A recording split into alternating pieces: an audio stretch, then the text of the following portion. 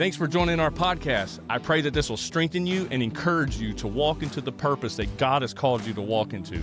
Make sure you hit that like and subscribe button. Share it with all your friends. Enjoy the show.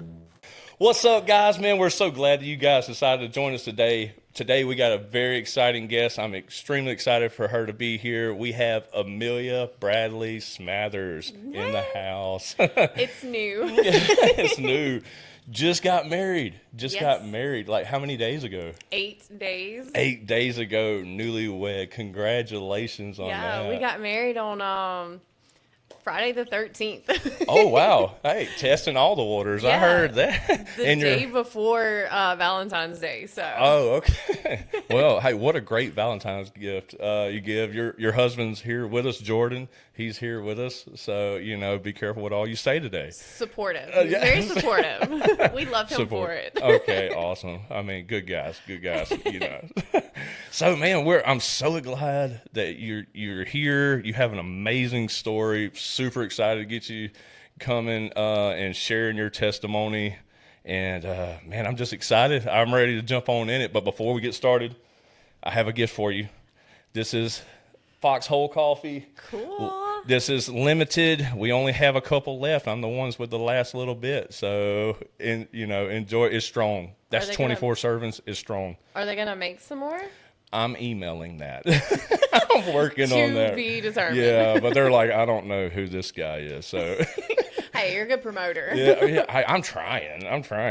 Even trying to get my own promo with them. But hey, we're working on it. We're getting there.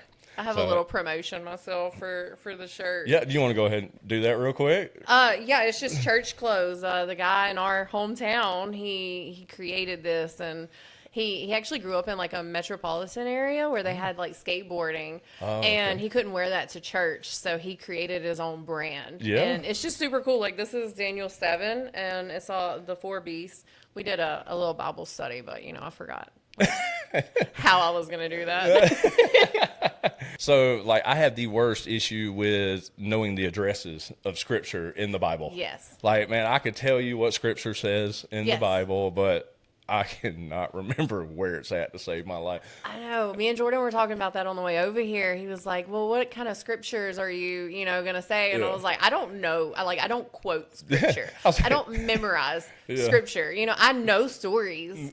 That's it. But I can't tell you what it is. I call it the Nick translation. I do my best to say the exact translation, but it's the Nick translation for the most part. I know I'm gonna get criticized for that. Country boy.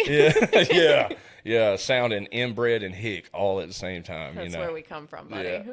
Lucedale, Mississippi. You want to pray for us? Yes, we're gonna pray, and then we're gonna get started with your, New York seller that you're writing here. So I will pray real quick. Father, Lord, we just love you, God. We are so grateful for who you are. Jesus, we give you all the praise and all the glory, for you have called us out of the dark pits, God, and you have brought us into the glorious light, Lord. And we're so grateful. That is nothing that we could earn, God, nothing that we deserve, but it's a beautiful gift called grace. And Jesus, we're so grateful that you have given us that. And so, Lord, we ask that right now for every word that comes out of our mouth, may it lead people towards you. May it shine a light, God, that presents who you truly are, Lord. God, we love you, and we're so grateful for who you are. In Jesus' name we pray. Amen. Amen. Thank you. So, you want to get started on your New York seller that you've been writing? Well, I think we should talk about the fact that we grew up together real quick. Like, that's a big part. We were still wet behind the ears when we met. And I mean, you were my brother's best friend. Man, I love your brothers so much. A long time. Yeah. Didn't the house that y'all used to live in, did y'all have a pool table? Yes. I remember going over there, and I loved to shoot pool, and I remember that house had a pool table in it. Yes, that was the one thing we were famous for. Yeah, and the ping pong table. We had a ping pong table too. Yeah, that was more Grady's thing. Yeah. He liked ping pong. I like pool. Leading into beer pong. That's what later came. Not that much later. No, not that much later. God, we started early. Oh man, it was so bad. But yeah.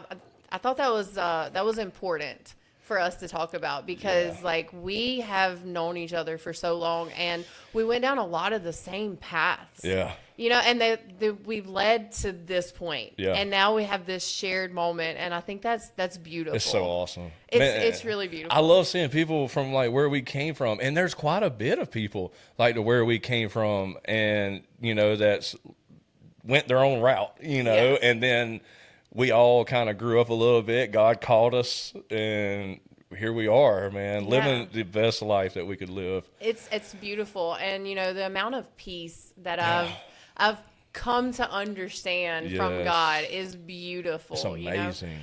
And I never knew that I could have that before. Absolutely. The childhood that we had, you know, like it was chaotic, and mine was a little bit different, you know, than yours. Because both of my parents, they never drank, they never did drugs. Like it wasn't like that, and it was still very traumatic for us. You know, it was just the other day actually. My mom was like, "Well, how would you describe your childhood?" And I was like, "It was traumatizing." I mean, you have 4 children that are alcoholic, drug addicts. You know, like.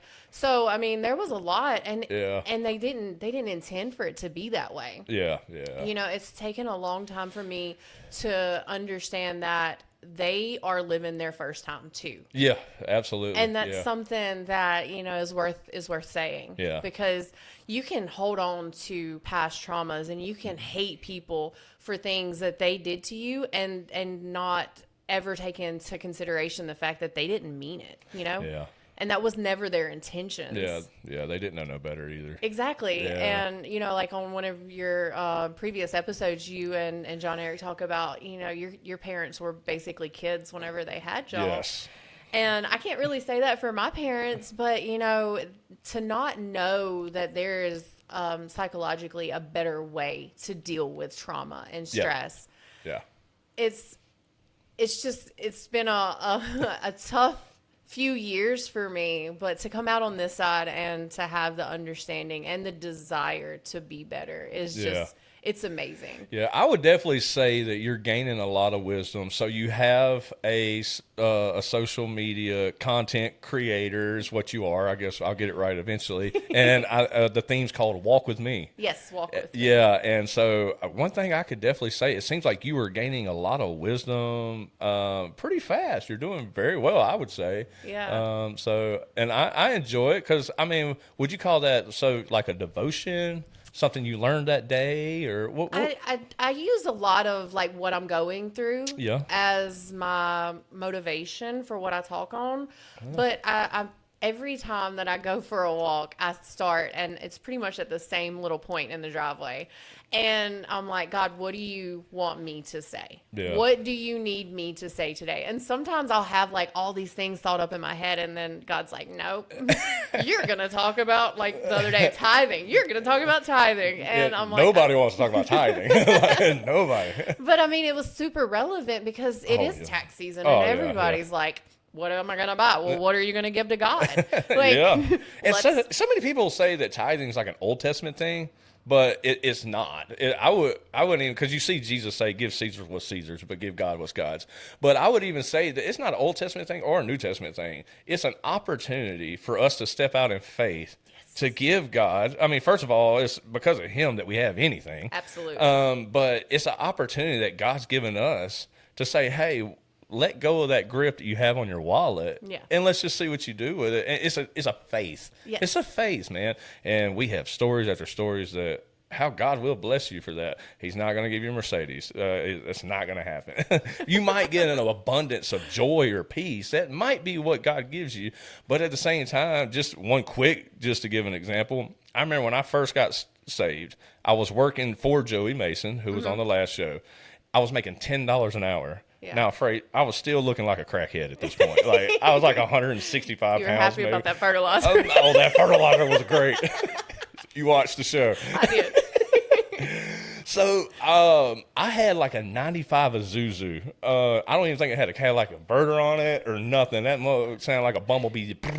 You know, it was horrible. Obviously didn't get good gas mileage. And so I remember making $10 an hour, and I remember it was like the beginning of the week. I gave God my tithes. I was like, Yes. I probably only cleared like 200, 300 something bucks for the week. And I gave God my tithe. I was like, I'm going to give God the 10%. I just got saved. And I remember I had a half a tank on Monday. And I swear to you that half a tank lasted all the way throughout the week. Absolutely. And I'm probably only getting like 14 miles to the gallon. And I'm driving 40 miles a day. Yeah. That half a tank lasted all week. I promise. It got down to a quarter of a tank, and God is my witness on this. It did when it got to a quarter of a tank. It never got off a quarter of a tank. That gives me chills. Till payday. After payday happened, then that mug started dropping. Yeah. But God's like, "Hey, I'm gonna get you through this." Absolutely. So, man, that's what God does. It's I was still driving a '95 Isuzu. Okay, so God, that's what we mean by tithing. And God blesses us. So Yeah, well, I mean, there's a lot of people who idolize money. Yeah. And whenever you can take away from that, and it's hard not to, with Yeah. our life. we need it. Yeah, we need money. Yeah. Well, God provides in a lot of ways, and it's not just monetarily. You That's know? right. That's right. But whenever you start living for God and you change your desires, and that's something that I never quite understood. Yeah. How does God give you the desires of your heart? Like, how is he going to give me all the things that I want? But whenever you change your life and you start living for God and doing the things that he needs you to do and thinking of him first, you don't want the things that God wouldn't want you to have. That's exactly on point. Exactly. Your desires change to focus on him so he can give you the desires of your heart. It's not that he's giving you everything you want. It's that you're wanting things that are good for you and him and the kingdom. Absolutely. That's amazing. And whenever I figured that out, I was like, I don't really want that much. That's good. spot on. I mean, that's perfectly said. Spot on. Yeah. That's what I mean. So y'all check out this Walk With Me. Walk with me. Walk With Me. Hi, walk with me. That's how I say That's what it. every time I will be scrolling and I hear the hi, and I'm like, there she is.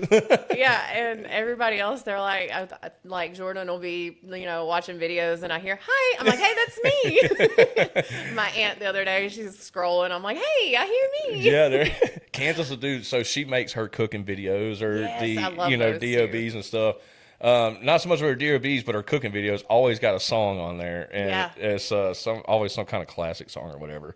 Great but taste. I'll be scrolling, and the next thing you know, this song will pop up, and so here she comes running. You're watching my video? You better like it. Yeah. I swear, yes. You better heart it. Yeah, you better. Yes, you better. Let me find out. Oh my God, the life of social media creation. Yes, it's amazing.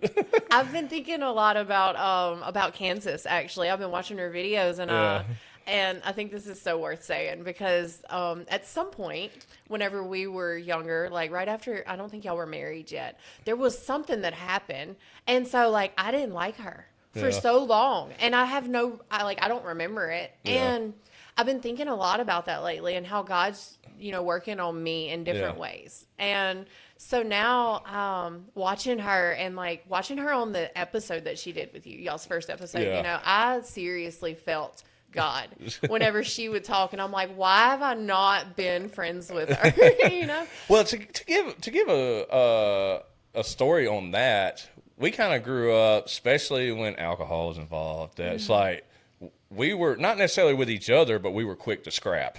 Anytime there was a birthday party and there was alcohol involved or whatever the case may be, somebody's throwing hands. Oh, yeah. Somebody. I remember you walking up to the McDonald's parking lot one day. Yeah. And your mom drove you.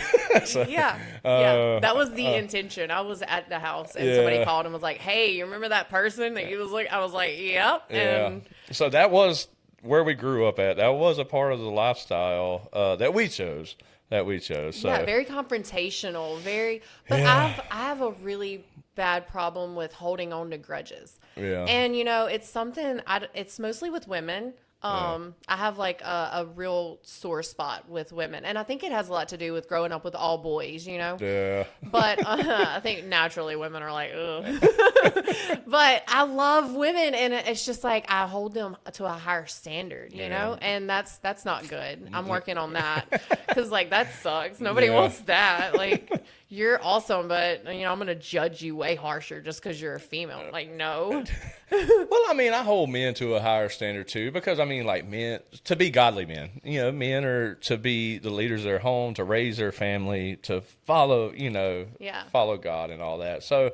I mean, it's I did men's ministry for quite some time, and so I got a passion for that, where I can say I hold men to a higher standard.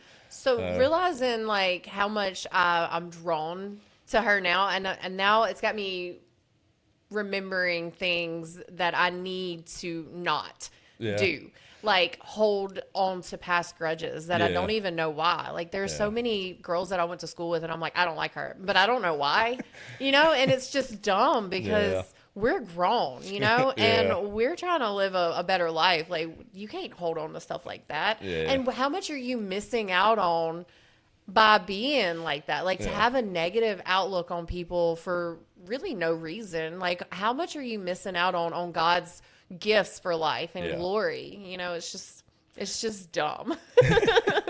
and also it'll steal your joy too. Like just so you might see that person in town, not that you might say anything or anything like that, but you might see that person. Next thing you know, it could ruin your day. You know, just being bitter for no reason. It could ruin your day. And so I'm guilty of it too, holding grudges, so to speak. That person said something to me that was stupid and I didn't like it. But like 12 years ago. I don't even know what it was. I was probably drunk. I don't even remember their name.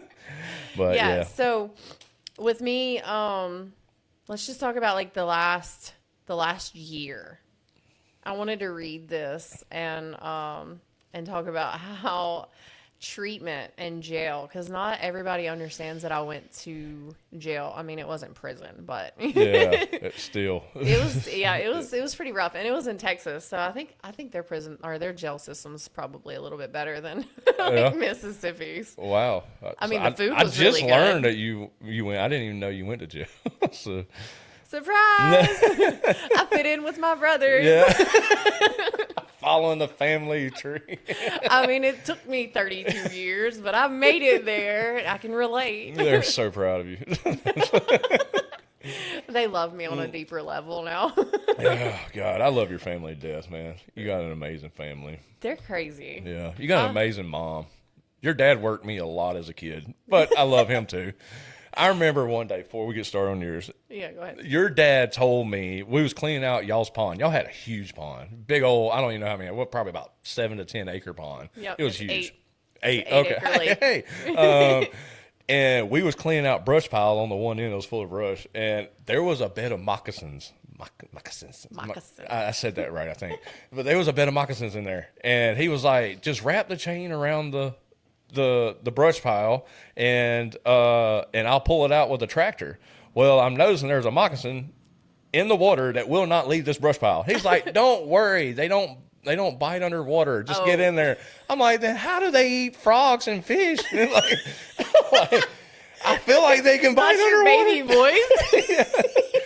boys. Needless to say, we were stuck. Me and your cousin DJ. Like, oh gosh.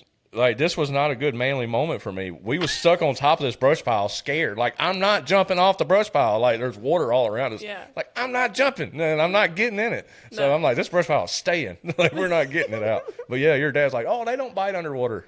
Yeah. He's crazy. He actually, he texted me this morning. My Really? daddy, you know, he's gotten sentimental, and he's texted me this morning. He's like, I just want to tell you good luck. Yeah. You're going to do good, you know.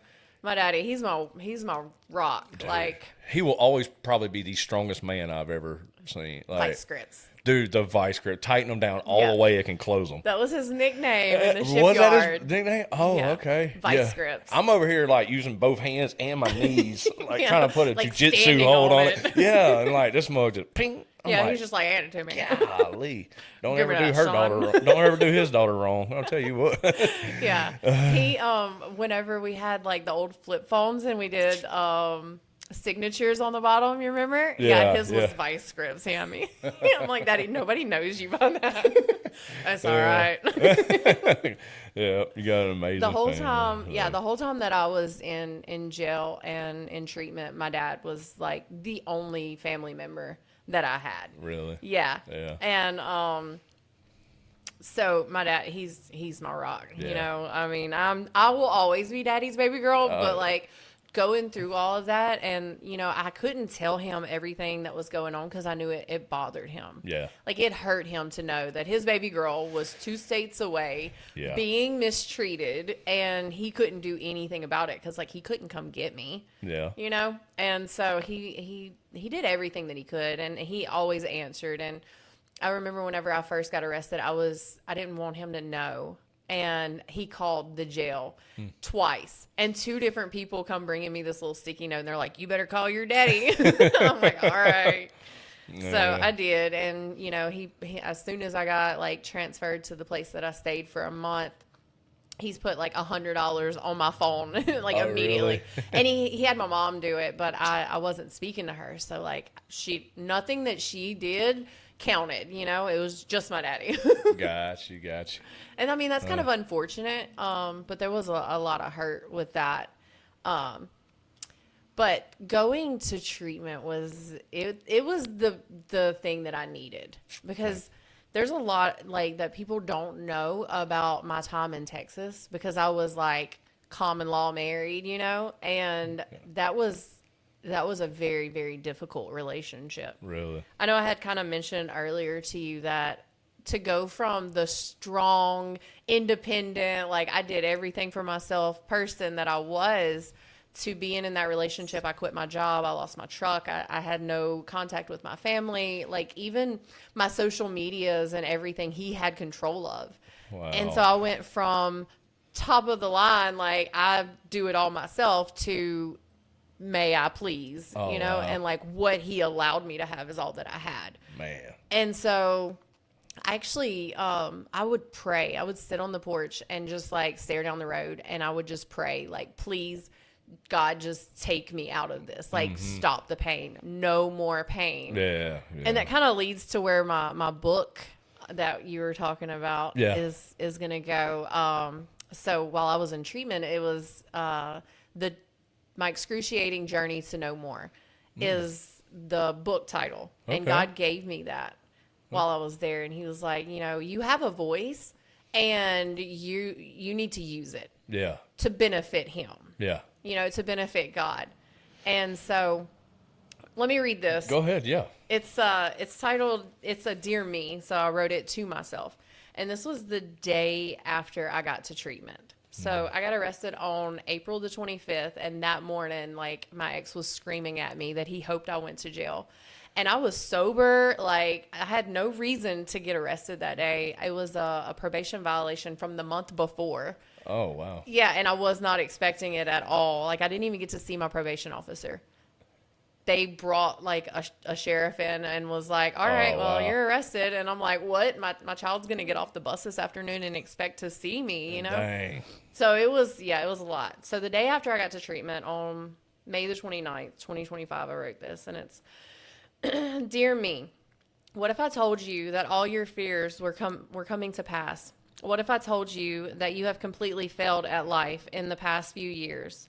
I bet you would rethink some things. You would blame death and love. You might consider your faults as family traditions, which you always hear taking the fall for so many bad decisions.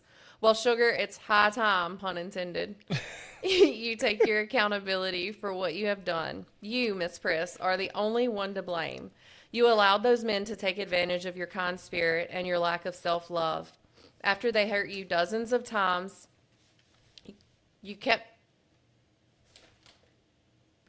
After they hurt you dozens of times, you kept showing them, yourself, and everyone around you that you didn't know your worth. The alcohol did nothing but hurt your daughter and you. Everyone thought you were just selfish, and you thought they were trying to control you.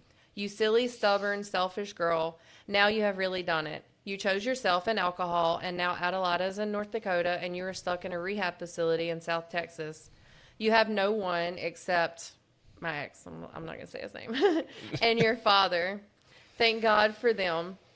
You gave up your jobs, home, vehicle, and every bit of independence ultimately because alcohol took over and your mental health dwindled to this place. I'm not happy with you. If I wasn't talking to me, I know I would be so much nicer and more forgiving. Why do I show grace to others but allow myself none? I would say, you can get better and I'm here for you. I would hug them and pray that they focus on the good. They have a chance to change. They can have a better relationship with their loved ones once they give up their selfish ways, might be something I would say.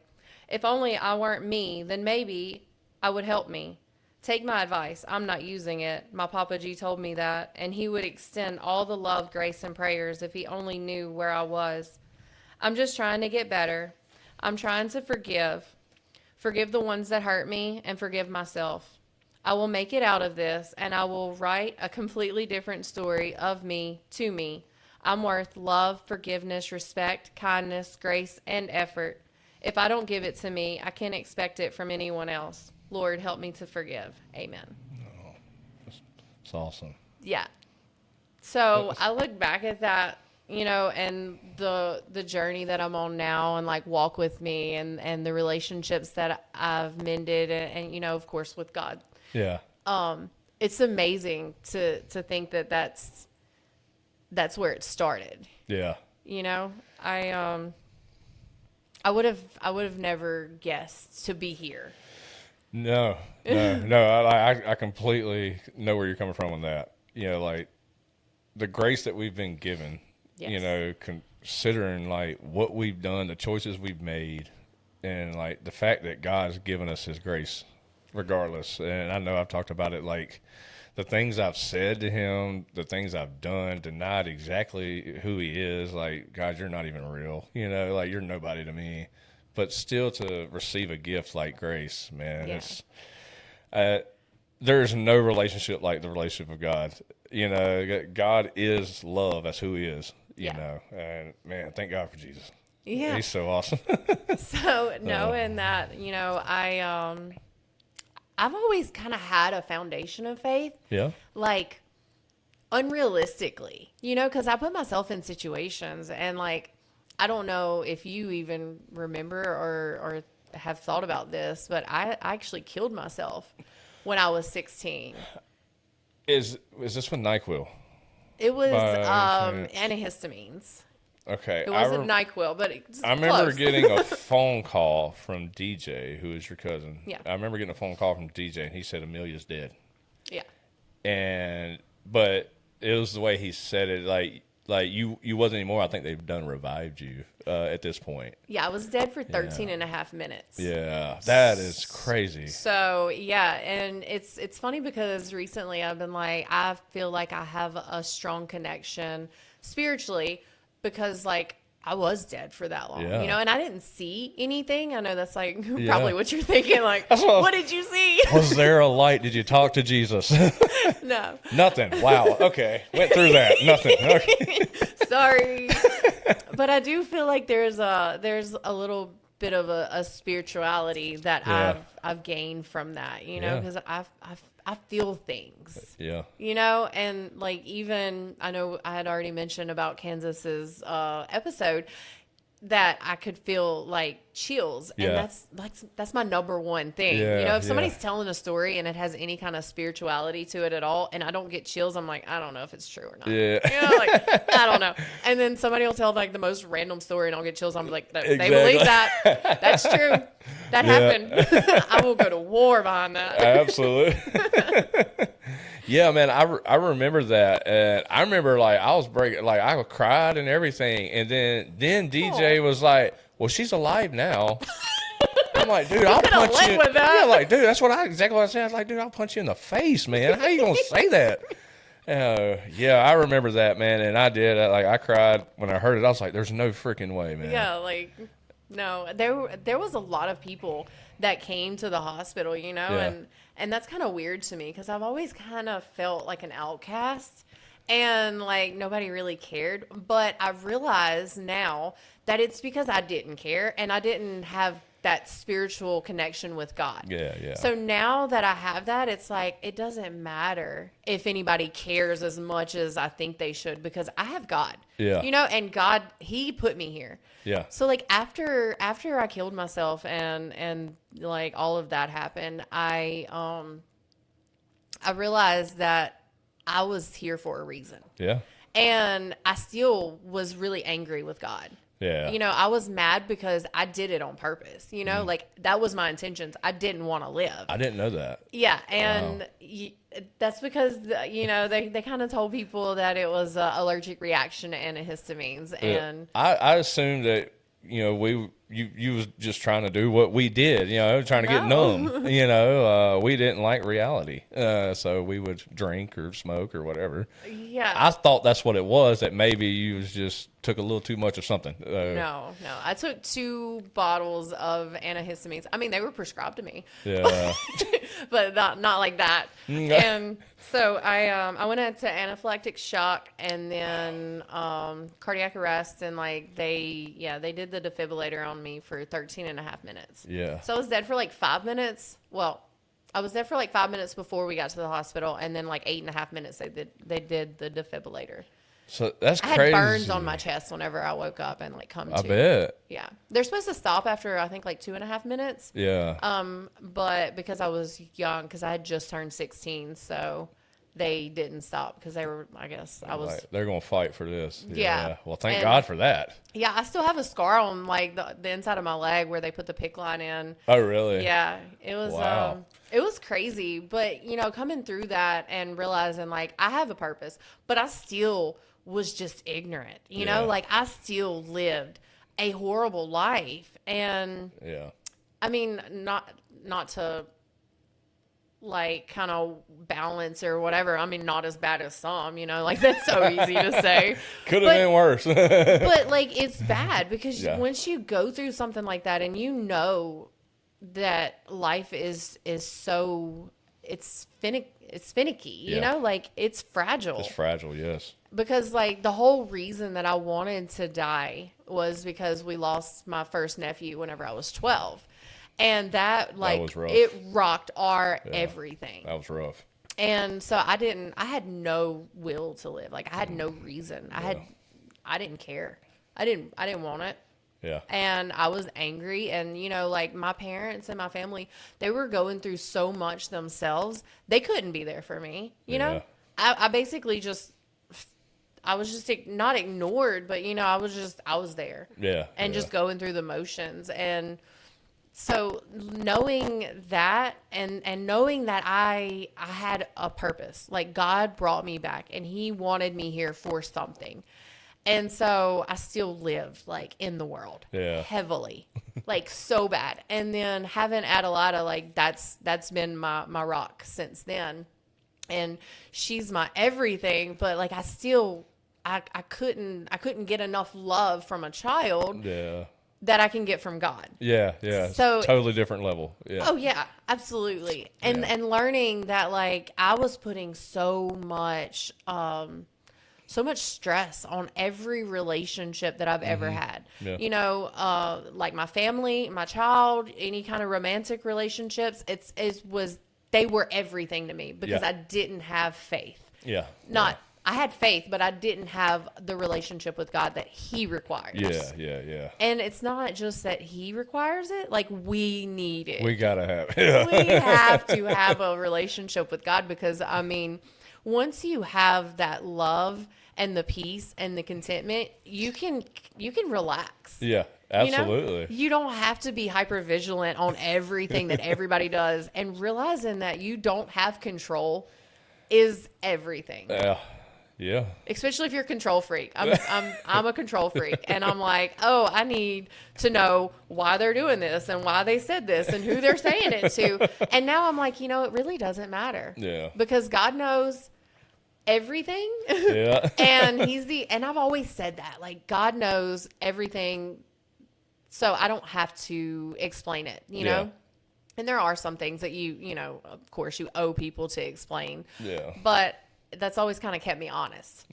Or it's been my how do I word this? It's been my reason to kind of throw it in people's faces. Yeah. Like, I'm more honest than you because God knows what I did, so I'm not going to explain it to you. Only God can judge me too.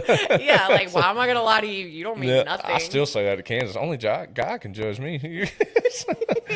But so I came up with one of that. Like, I might not be the judge, but I am a fruit bearer. Yeah.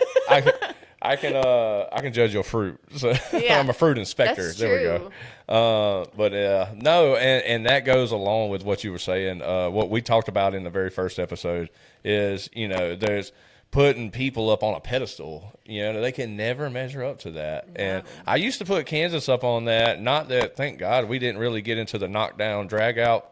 Because that will get there eventually because she can't measure up to it and I can't measure up to it.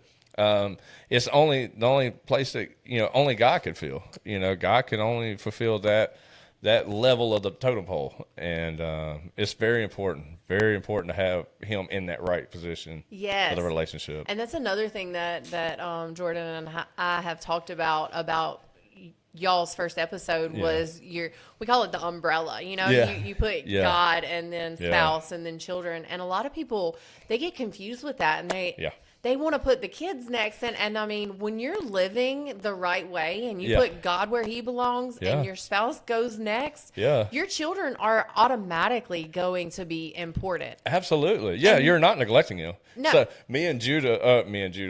Judah does something that me and Kansas love. So, obviously she's smoking hot. So I'm very smoochy with her. Of course. And Judah loves it. Like he would want us to pick him up. And when we pick him up, he grabs both of us. And, he'll grab my beard, which hurts, and he'll grab her hair and pull us together, y'all kiss. That's cute. And but I mean, so with that being said, he's not neglected in any way. No. It provides a very healthy household. And he's gonna know how to. Hopefully, he'll know how to treat a woman, where to put her, and all this and that. Where to put her, where to put On that the relationship. Yeah, man, that's extremely important. But it builds a healthy lifestyle for them to model, and it's a structure. Yeah. And a lot of people, they're like, oh, well, my kids always come first. Well, yeah. I mean, if your kid is sick and your husband is sick, you're going to make sure that your kid is getting the medicine because your husband's grown. Yeah. Even though we act like big babies when we're sick. I mean, man flu is a thing. Oh, my gosh. I just heard that term, and I'm like, that is true, though. I get sick. First thing I tell Candace, this is it. Listen to my wise words while I'm here. Please, before I baby. go, I'm gonna meet Jesus. But people, it's funny to me whenever when you don't understand God's purpose, and we're never going to understand the full purpose. Oh yeah. But when you don't understand his structure and you're not living for God, you naturally think, oh, I need to get defensive. Yeah. I have to defend my reasoning for putting my children first or putting me first. Yeah, and whenever you can be taught and guided in a godly way, it brings so much more peace to your life. It does. And you find your purpose in different things. Yeah. Because it's I don't know where I was going with that. No, it's good. That's good. No, and I'll tell you what, to go back when you was talking about your purpose and you're here for a purpose, right? Yes. I think a testament to that is, so you said you was out for over 13 minutes. Over 13 minutes. How are you not a vegetable? That's So, I mean, there's another thing there. And someone probably knows the anatomy way of being revived and could probably explain some way. Don't be atheist. But no, the fact that you're still very conscious of and can still be filled with wisdom, can still be, yes, and learning and growing. Yeah, so how are you not a vegetable? And it's got to be because God's got a purpose on your life. Absolutely. True testament of that. Absolutely. And, it's even crazier because so they put me in a drug-induced coma for, I don't remember how long. You would have to ask the boys probably. But they put me in a drug-induced coma, and then whenever I didn't have any brain activity. Yeah. Yeah. So they were like, look, she's either going to be a vegetable she's not going to wake up. Yeah. And at the very, like, most that you can expect, you're going to have to teach her how to walk, talk, feed herself, like who she is and everything. So they took me off of the machines, and within 2 hours, I was awake and I knew who everybody was. Come on. Now, the funny part, I thought I was 8. Because when I was 8 years old, I had my tonsils taken out, and So you're just kind of reliving that moment exactly. again. Okay. So I would age like a couple years for a couple hours after that. Okay. So yeah, whenever I initially woke up, I thought I was 8, and I was in the hospital to get my tonsils removed, and then like I just kept aging a little bit, but I had memory problems. And nothing's changed really, you know. I think that's being a woman. Yeah, I forget things. Yeah. Sometimes. And your husband's over there. Yeah. Yeah. The good things I forget. The bad things, no. Yeah. So my sister, whenever I was still in the hospital, and my mama, she was like, I'm done. I've had it. So my sister comes in from work, and my mom leaves out, and she's like, you can deal with her. And I was in the shower, and so I kept washing my hair, and my sister would be like, okay, Amelia, it's time to get out. I'd wash my hair, condition it, rinse it. And she'd be like, all right, let's get out now. And I'm like, no, wait, I got to wash my hair. I washed my hair like 8 times. Wow. And finally, yeah, there's some pictures, and my hair was like, I'm like, okay, yeah, makes sense. Very conditioned. Very clean. And she said that eventually she hid the shampoo from me, and she was like, all right, it's time to get out. And I looked around, and I was like, okay. She just got out. Oh, wow. And then my friend come to see me, and he was like, hey, Amelia, how are you? And I was like, hey, where's your wife? And he was like, oh, we're getting a divorce. And I was like, oh, okay, well, how is something? And then like a minute would go by, and I'd be like, hey, how's your wife? Oh, wow. They said I did that like so many times. Wow, and so they're you were like the true 10-second Tom. yeah, huh? like 51st Well, yeah, I was dates. going to say, what, the 51st dates? Yeah. Yeah. I was just forgetful, just like Oh, my God. repeating the same thing. I think I would have had too much fun if I should have went to the hospital. You should have. I would have had a lot of. Yeah. It was exciting, but there was a lot of people, and you know, no matter how many times I've had like crazy things happen that I had a huge support system, I still never felt like I was supported. Yeah. And I think that just goes back to the emptiness that I had not having the relationship with God that I need. Yeah. And I've, you know, since I started doing the walk with me, I started that on September 11th, and I've gained so much like confidence in myself, in God, in my relationships. And now like when people try to bring me down or doubt what's going on, I answer it, you know, most of the time, but I give it to God. Yeah. I don't let it like shake me and rock me to the point where I have to freak out. And, Yeah. you know, and the book that I'm writing, there's the part in it, and it's talking about my Papa G, because he was a huge inspiration in my life, and he died in October, and I haven't really grieved for that because like I don't really know how to. Yeah. You know, previously, like before I got sober and went to treatment and everything, I would just take a bottle to the dome. You know, like I was like, give me all the crown that you have. And I would drink and grieve and drink and grieve. And it was like a never ending process. And now that like life doesn't seem so final, you know, whenever you give your life to God, you realize like there is so much more and so much more important things. Like losses are gonna happen, and you're gonna like feel that, but you don't have to let it just take over your life. Eat you alive. Yeah. You know, I mean, and coming from like me, you know, there are so many losses that I could sit here and name for each year, like 3-4 deaths that were close to me that absolutely took over for a time period. You know, I have a whole memorial side of tattoos, you know, like that's a thing. And that's what I used. I used tattoos to kind of help me grieve and put a pain, like a physical way to relate that pain, the emotional pain, the loss. Like I would use a tattoo to like cover that. And now that I have God and I have a close relationship with God, I don't feel the need to do that. Yeah. Like I trust him fully, and I Yeah. know that this was all for his will and what he, his Yeah. purpose.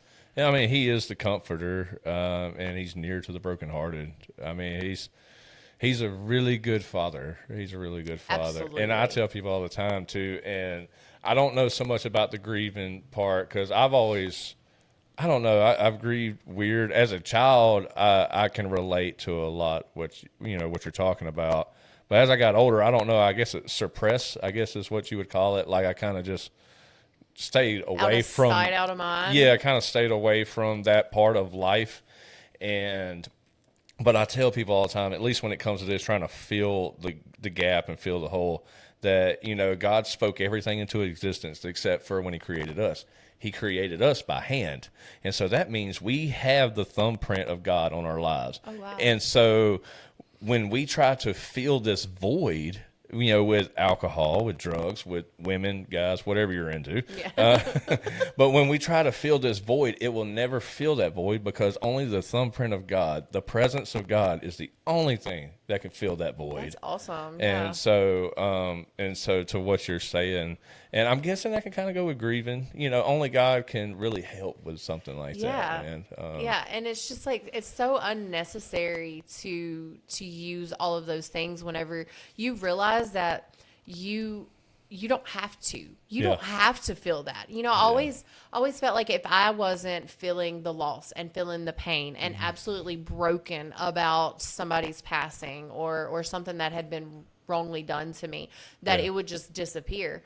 And it's not going to.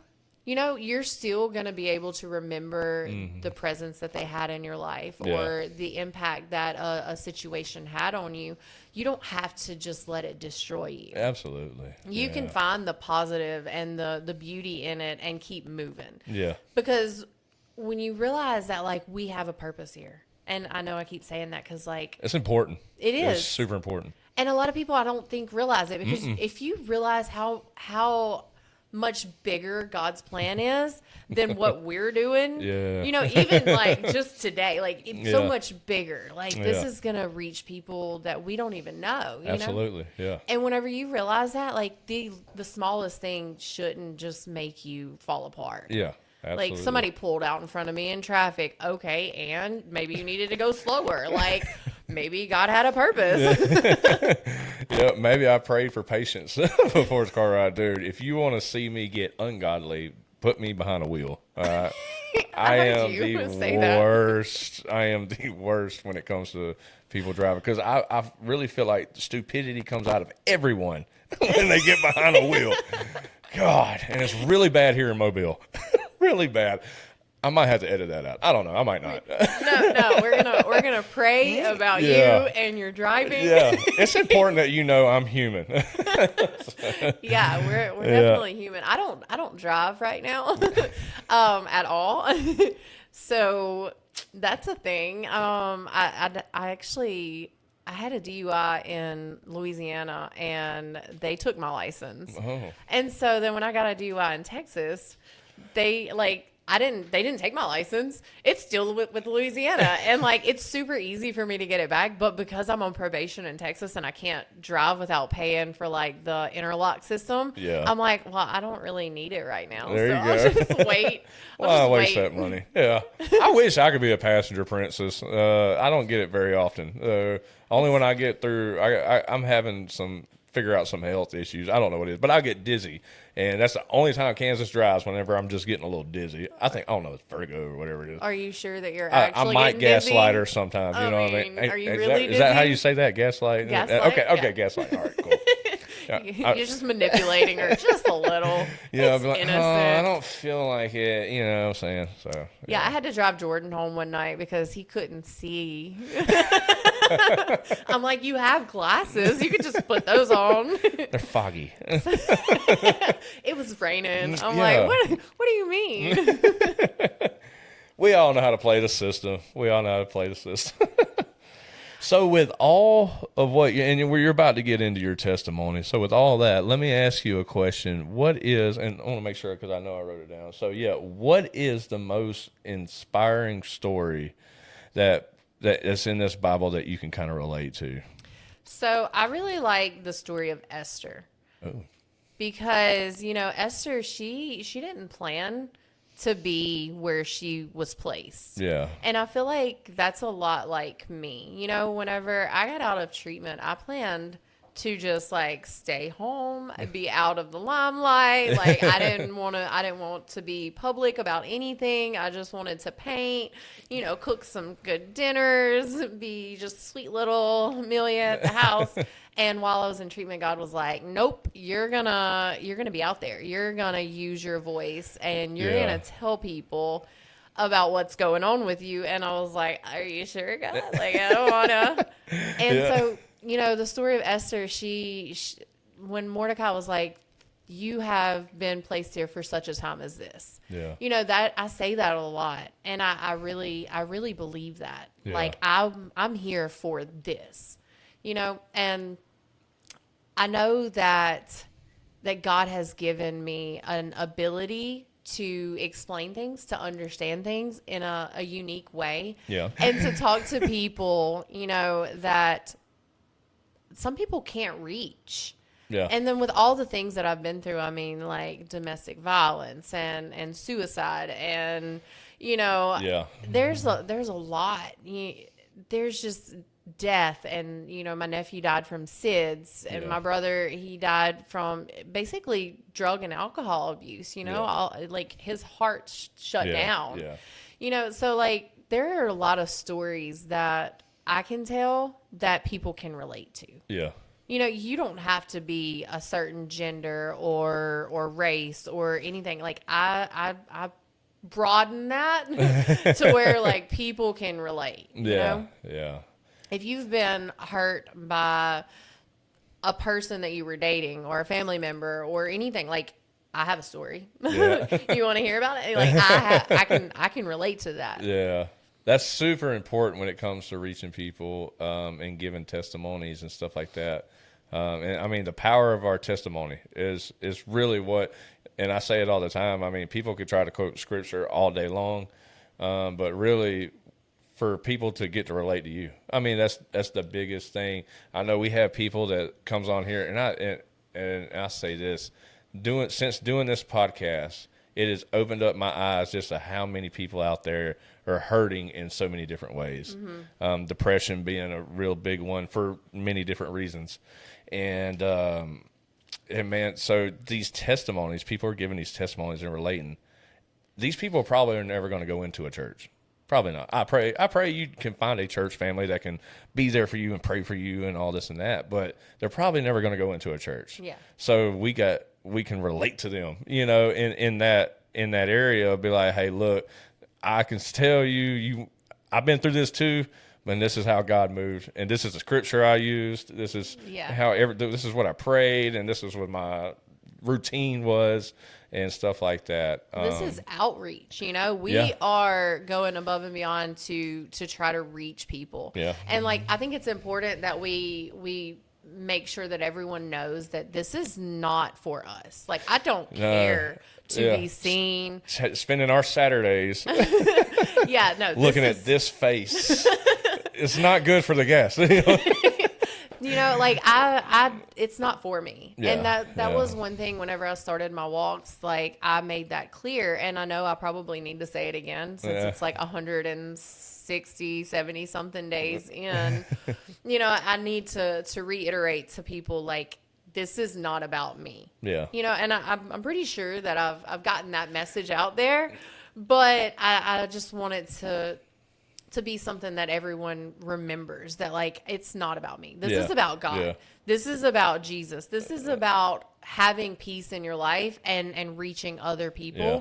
Because like in AA, it's something that they say the only way we keep what we have is by giving it away. Yeah. And that's really, I mean, that's been a huge part of what I do, like, or the reason I do what I do is I just want people to be happy. Yes. You know? Yeah. Because Yeah. I fought for so long for happiness, and I didn't realize that, like, God was trying to give it to me the whole time. Yeah, and God's gifts, you know, as far as joy, like, dude, so much better than anything else could ever give you. Oh, yeah. There's no person, no bottle, no, you know, joint, whatever, no pipe that could ever fill No substance. this. Yeah, there's nothing.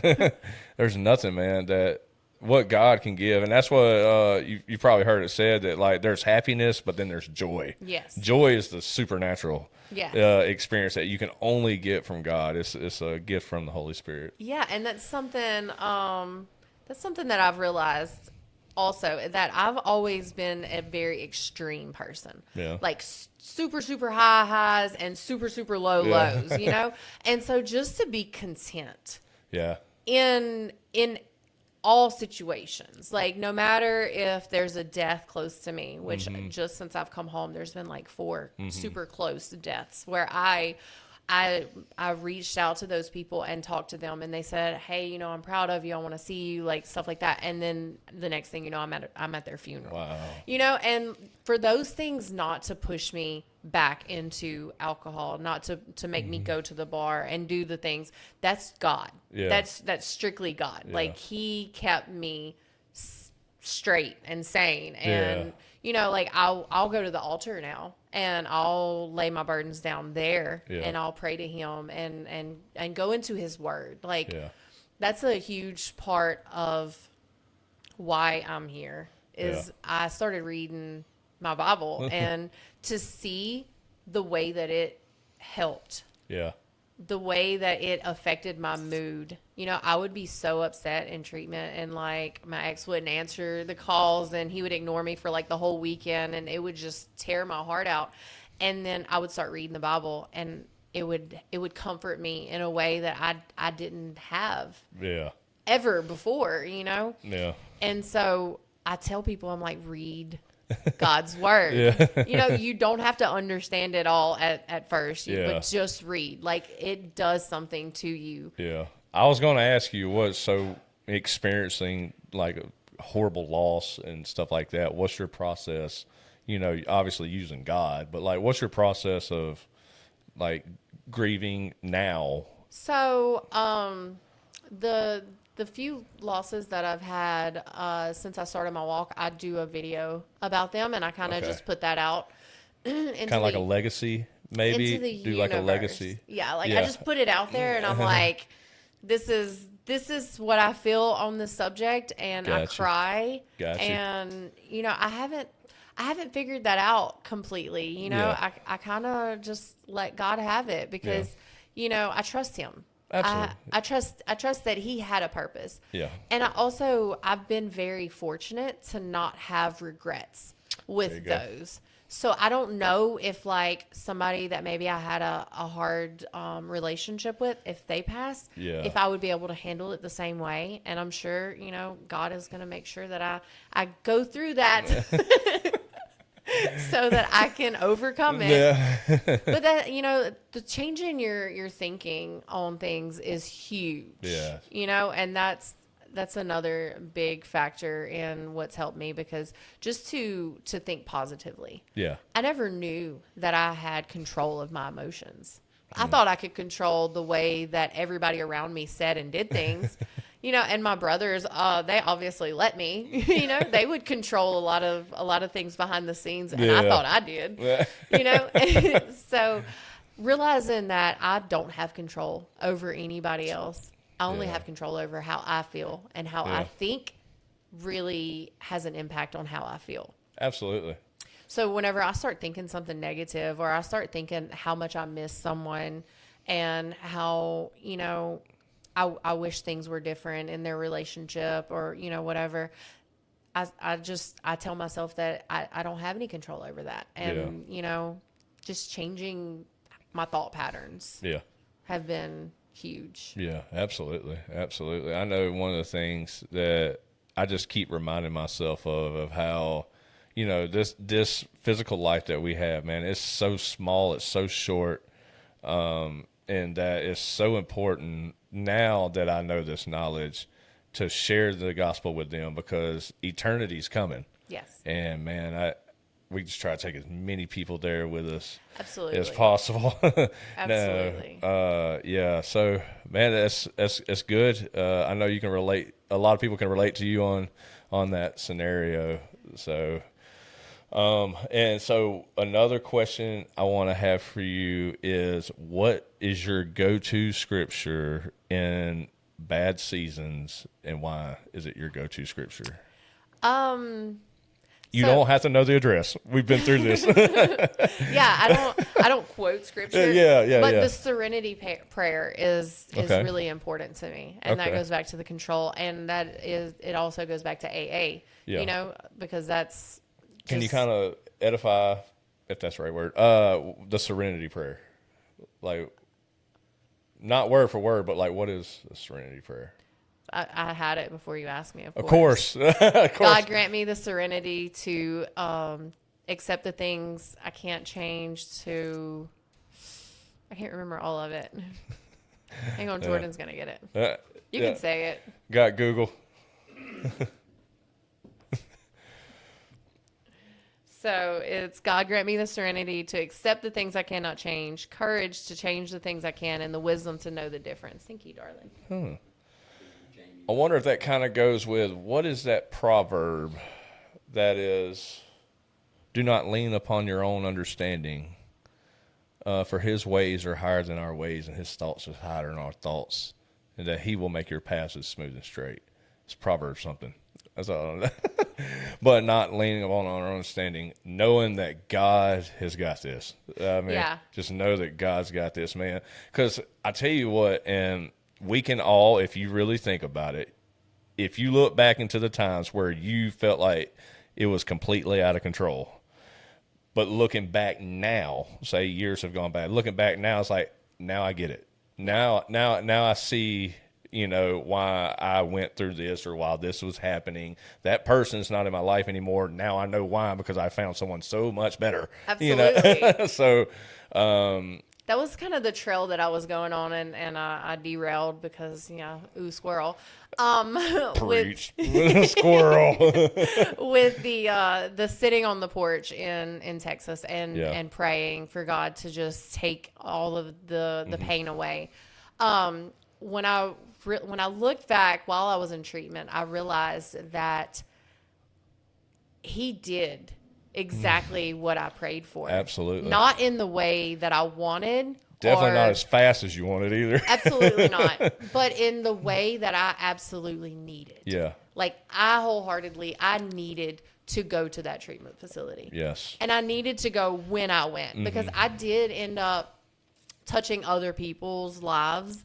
But just remembering some of the times, because I could put myself in that exact place. Yeah. Like I could put myself, the feelings, the clothes, like the thoughts, Yeah. I can feel the tears on my face and like put myself there, and the prayers that I was praying. And then whenever I was in treatment, I remember thinking like I would have died. Yeah. I would have absolutely died, because the reason that I was staying when I knew it was so bad is because Adelada had switched schools back to Texas, and I didn't want her to switch again, and I didn't want to uproot her life again. Gotcha. A lot of people don't realize that relationship, that time in my life was the very first time that Adelada had ever lived with anybody other than just me at my house. Oh, really? Yeah, we had never had a male take control of our life. I had never allowed that. Got you. So it was really like a shameful thing for me Got you. that I chose wrong. Yeah. I waited, and I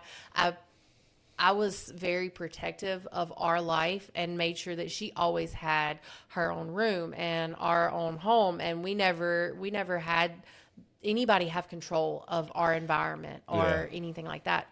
And so it was a really shameful thing for me to realize that I had chose wrong. Yeah. To realize that my choosing and my need for love and allowing someone into our world that initially was great, and it had just dwindled and gotten so bad.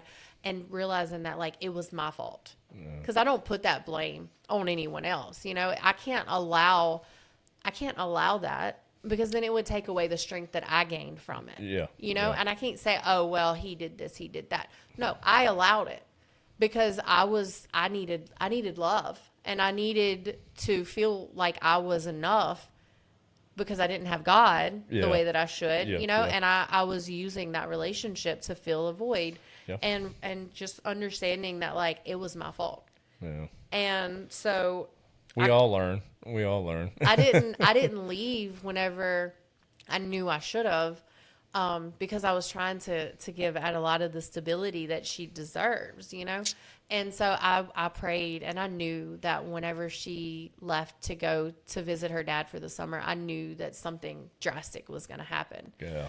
Either, you know, like I would die either by my hand or his, or like something drastic was going to happen. And I didn't realize that God absolutely protected me and Adelada, because as soon as I got arrested, her dad come down and got her, you know, and I'm very, very fortunate to have that, you know, and she's very fortunate to have that. Absolutely. And it's also give her a good year up there, you know, because she decided, she was like, I want to stay and spend the year for school up here, you know. So allowing her to do that, she's gotten a better relationship with them, or That's awesome. a closer relationship. Yeah. So, but God protected me. Yeah. He kept me here for this by doing that, and it was really hard for me to accept that. Yeah. I That bet. like me being arrested and held, and like that was necessary.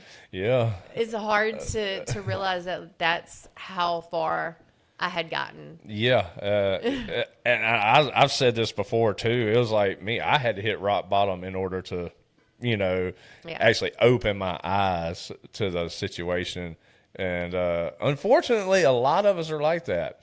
Yeah. Very rarely does somebody get a little slap on the wrist and it's like, oh, now I know. Yeah. No, I got to get knocked, Spartan kicked right in my chest. Yes, off a cliff. Yes, in order And to die. open my eyes, you know, and be like, okay, God, now I'm listening. All right. Yeah. We are extremely proud of the brave men and women who have fought overseas for this country. We love the mission that the Hero Company has chosen to stand in the trenches and fight for these soldiers who are struggling with PTSD. Go to the link in the bio below. Everything that you purchase off of their website goes to a soldier, pairing them up with a service animal. Let's help fight for these soldiers just like they once fought for us. Enjoy the rest of the show. You were talking about the Proverbs, and then I was going to tell you there's a huge reason, in my opinion, that God finds the people whenever I got you. Yeah. There's a huge reason that I feel like God really, he pulls people from a place of isolation, like imprisonment and stuff like that, because it removes all the distractions. Yeah. You know, and it sounds really simple, but whenever you think about it, it's like, it's everything, you know, because there's so many people that go from drug addiction and alcoholism and jail and prison, and they go straight into being all about God. Yeah. And for a long time, I thought that it was like, okay, they have to fill that, the void of what they did, you know, because whenever you're drinking and doing drugs, that's a lot of your time. Yeah. You spend so much time either thinking about how you're going to score, or, you know, how you're going to get your next drink, or when you're going to drink, and everything revolves around that. Yeah. And so you have such a huge void whenever you get sober. You know, everybody's like, oh, we're going to drink coffee nonstop. And, you know, it's always been kind of funny to me. But then whenever I went through it, it's like I realized that you had so many distractions. God couldn't reach you. Yeah. You know, and whenever you're at the bottom and you don't have anything, that's when God, he shows up and he's like, you have done all of this. And now finally I can show you, like, I'm what you need to be looking for.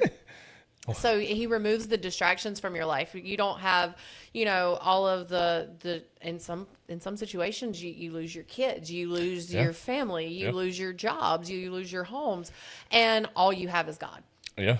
And then he can start working in your life. It takes that, for a lot of people. Exactly. For a lot of people. It's sad because, like, man, I could have stayed on the right path at different points in my life and not had to lose, like, my home I worked so hard for. We didn't have to do this way. Exactly. No. And it's hard because, we're trying to tell people, and everybody, I'm sure not everybody, but there's a lot of people that are like, man, they're just like beating me in the head with this. But it's like, I just want you to not do what I did. Yeah, like, I promise you, I know. Yeah, I promise. There is a better way. Yeah. You don't have to lose everything.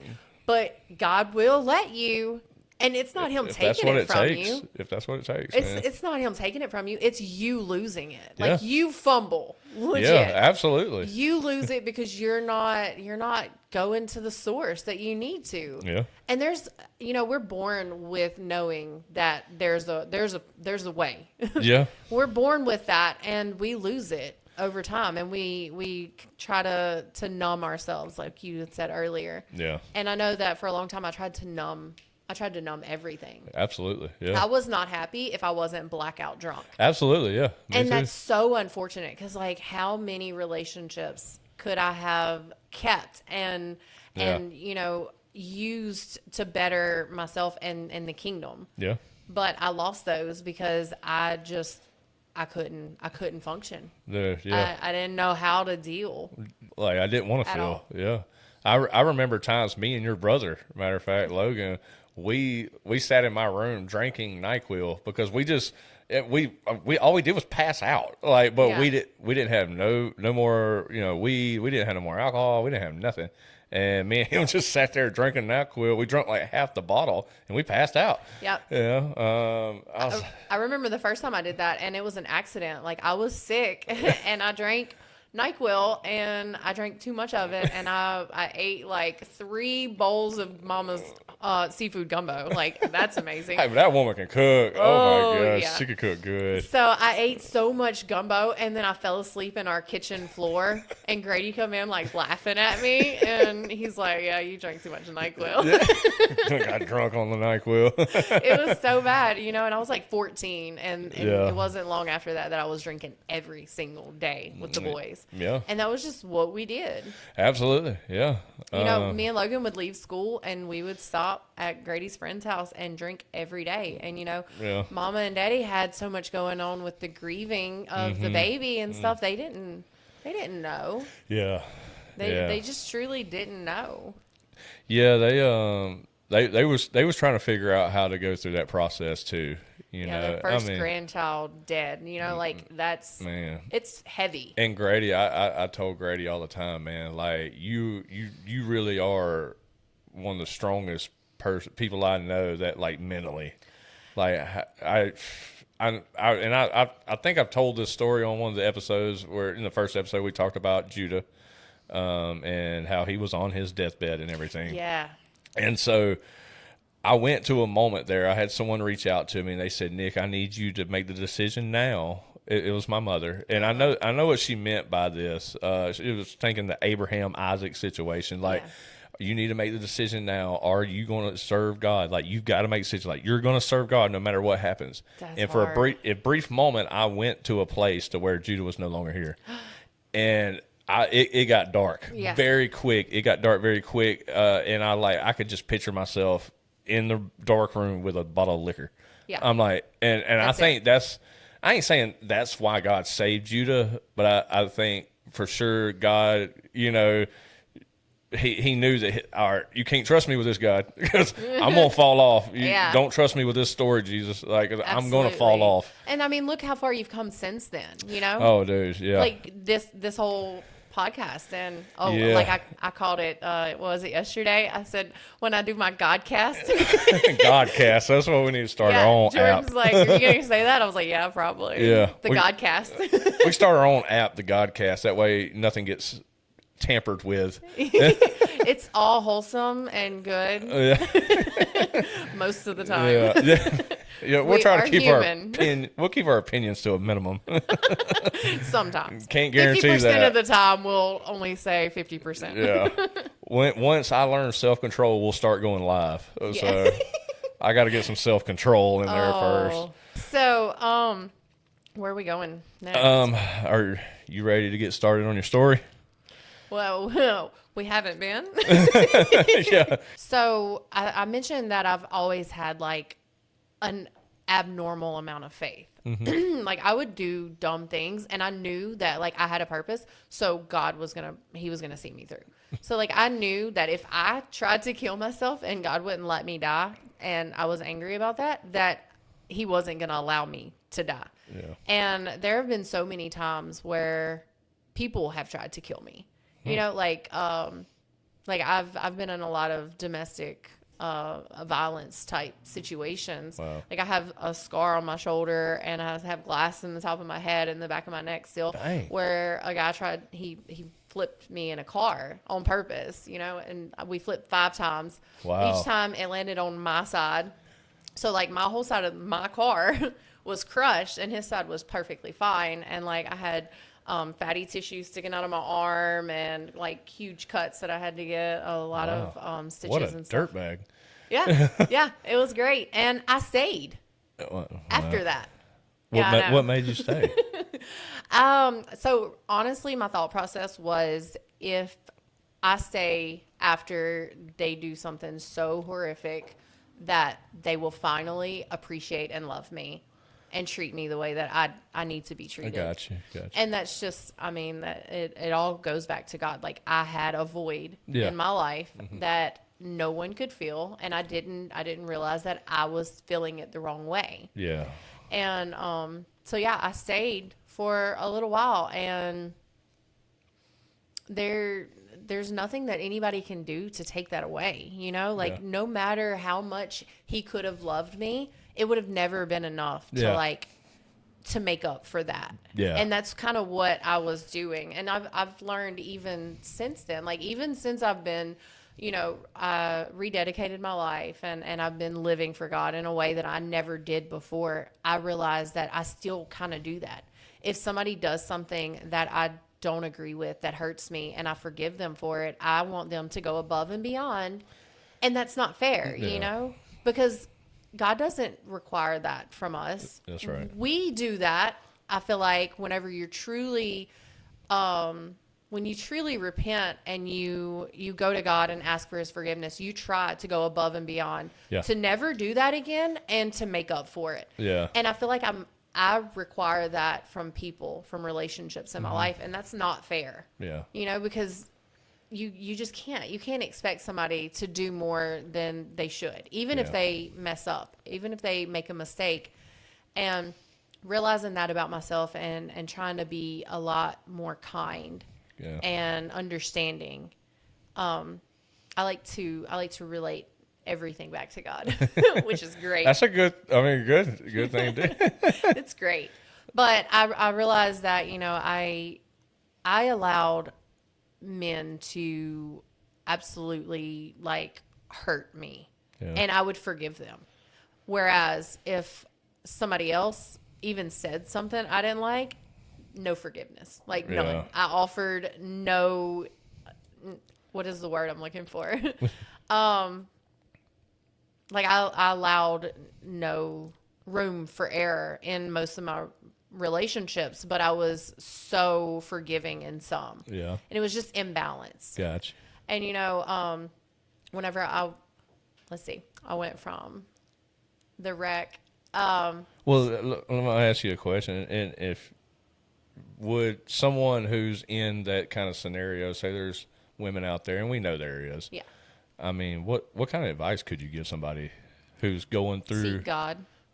Seek God. Seek God. Yeah. Because whenever you realize that you have a loving Father that absolutely is always there for you and loves you and wants the very best for you, then you can start to see where you are allowing things that he would never allow for you. Yeah.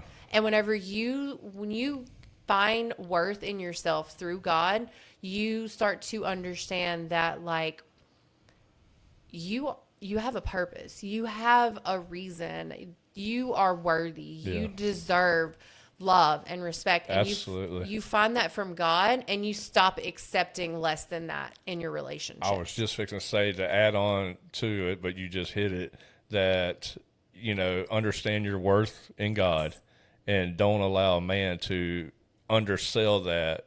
Let him treat you like you are a daughter of the king. Exactly. Like you are the daughter of the king. And so make sure the man you are choosing treats you as such. Exactly. Anything less than that is unacceptable. Absolutely. And, it's always been helpful for me to think of myself from Adelaida's perspective, because I have a baby girl, and my baby girl is my world, and she is me made over. Oh, like, really? She absolutely. Look out, world. yeah, absolutely. But she's got she has worth, self-worth, and she has she values herself, and she stands up for herself, and she speaks how she wants to, and she's respectful, and she's kind, and she gives without expecting anything in return. I've never met a child like my child, and I mean, of course, I love her more because she's mine, but honestly, might be a little biased, just a little, but honestly, she has such a kind spirit, and I'm just so thankful for that. Awesome. And I don't know if it has something to do with watching me struggle, but I've always kind of tried to implement that she can make decisions, because I want her to respect her decisions. Yeah. And I want her to know that when she decides something, that's hers. She needs to take care of it. She needs to follow through with it. And she needs to be able to stand for that, you know? And she called me on the way over here, and she's like, well, me and my sister got into an argument, and my dad said we need to stop fighting, but I didn't do anything. I'm like, well, just because you stood up for yourself doesn't mean that there's not repercussions for, what you did. Yeah. You have to accept that. Just because that you did what you felt was right doesn't mean that everybody else is going to see that. Yeah, yeah. And I asked her, I was like, well, what do you think I should talk about today? And she's like, well, talk about be respectful, nice, learn, and most importantly, have fun. Because that's what I tell her. Great. Enjoy this life. That is awesome. Great advice. Ever since she was little, she started going to Head Start when she was 3. And I started telling her that. I'm like, be respectful, nice, learn, and most importantly, have fun. So every time I talk to her, I'm like, what are you going to do? And she says it so fast. Yeah. But, those are really good guidelines. Absolutely. For everyone. Because to be respectful is just, it's just necessary. Yeah. We're from the South. You're going to say yes, ma'am, no, ma'am, yes, sir, no, sir. Yeah. You're going to have respect. Even disrespecting someone in the South, it sounds respectful, like, oh, bless your heart. Yep.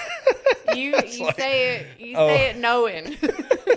And so for those of you up north, if someone tells you, oh, bless your heart, that's not respectful. Not all the time. It can be. Yeah. But, to be respectful, that's essential. Yes. That's first. That's off the top. We're going to have respect, and then to be nice. Not all the time you being nice is going to come off as respectful. Yeah.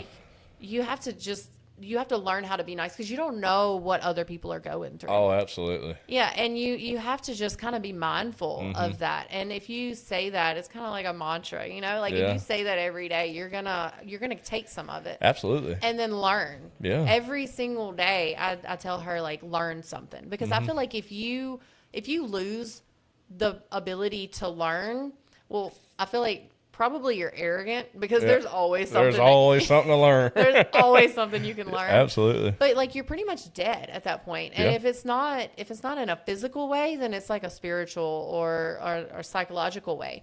That if you really feel like you have nothing else to learn, then what are you here for? Yeah, absolutely. God is not done with you, so why do you feel that way? Yeah.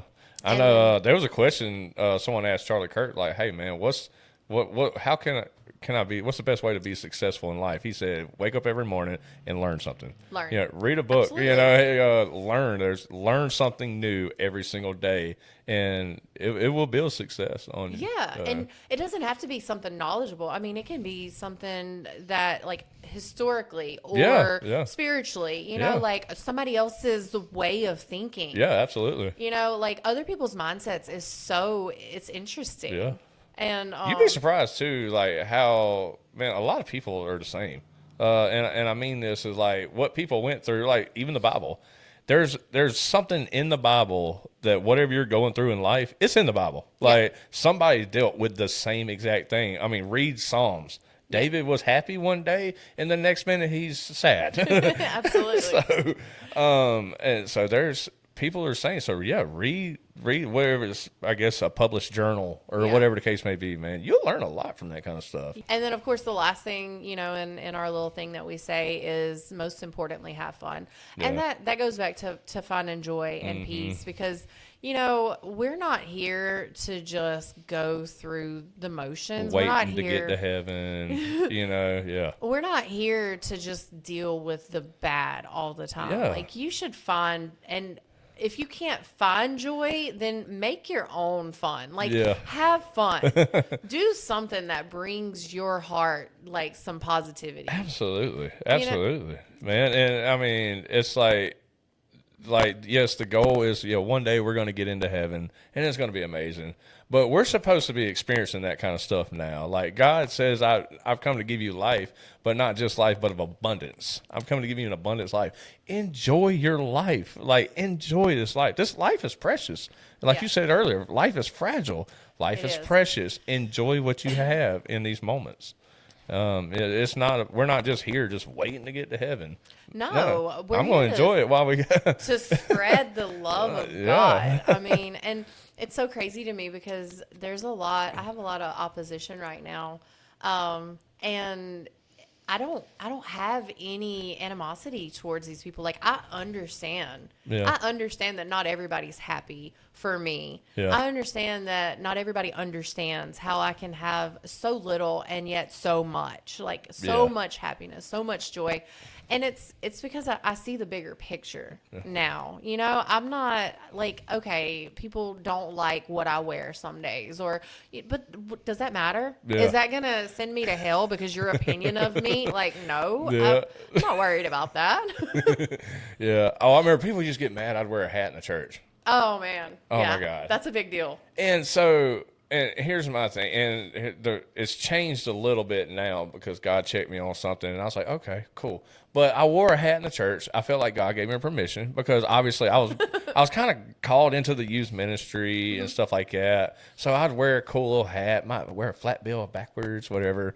But I'd wear a hat, but because of how I was presenting myself or whatever the case may be, people's like, I didn't know Christians could be like that. Yeah. Right. I thought you had to wear a suit and tie, all this and that. I'm like, nah, man, just be who God created you to be. There's limitations. Don't get me wrong. Yeah. Don't come to church naked. No bikinis in church. Please. Yeah. And so I would wear a hat and all this and that. And so here recently, I prayed about it and was talking about it, and I was like, God, are you okay wearing me a hat? There were some things that led up to this, and I prayed on it. And God's like, well, I find it disrespectful to wear a hat while pledging allegiance. I'm a big patriotic person. Oh, so like, I see that. Yeah, and so I think it was almost like God tested me. Like I said, he was okay. I felt permission to wear a hat in church and all this and that. And so it was like when you're praying, I mean, do you have the same amount of respect as when someone's saying the Pledge of Allegiance? Remove your hat, put it over your heart, and all this and that. And I was like, hey, look, God, if you want me to remove my hat during prayer, I mean, dude, I'll move it. Not them saying like that is my deal every time, nah. But I mean, anytime I feel the Holy Spirit say to do that. Yeah, and that's conviction, Yeah. And I'm not going to tell everybody else when you pray, you better take off your hat. Yeah. They're going to tell me you can go somewhere.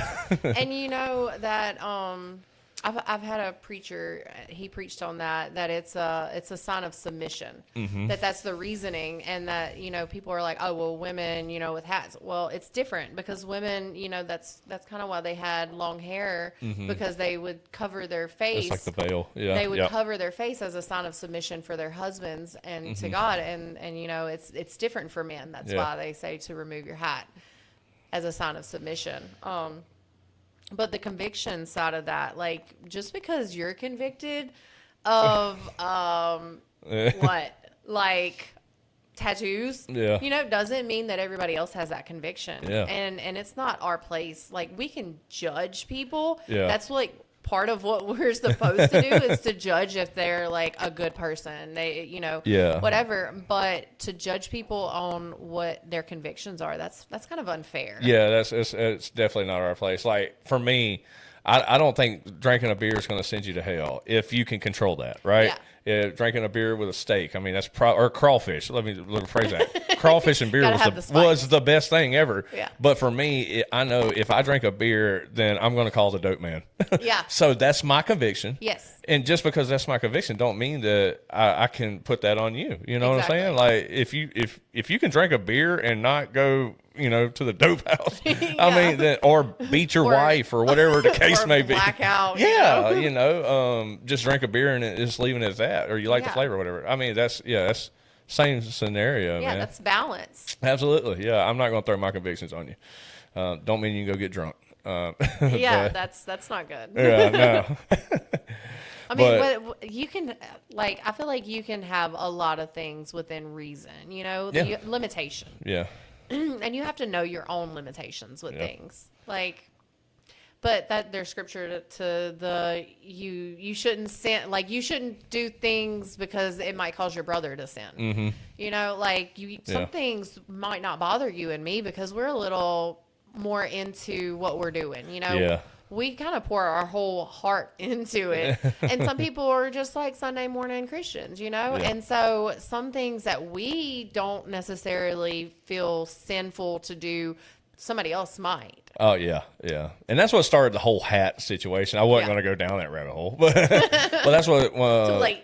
The worship pastor, I'm on the worship team, and the worship pastor, that's what he asked me. He said, hey, man, you want to pray about it? Because there are older generations in the church that have a problem with it. Yeah.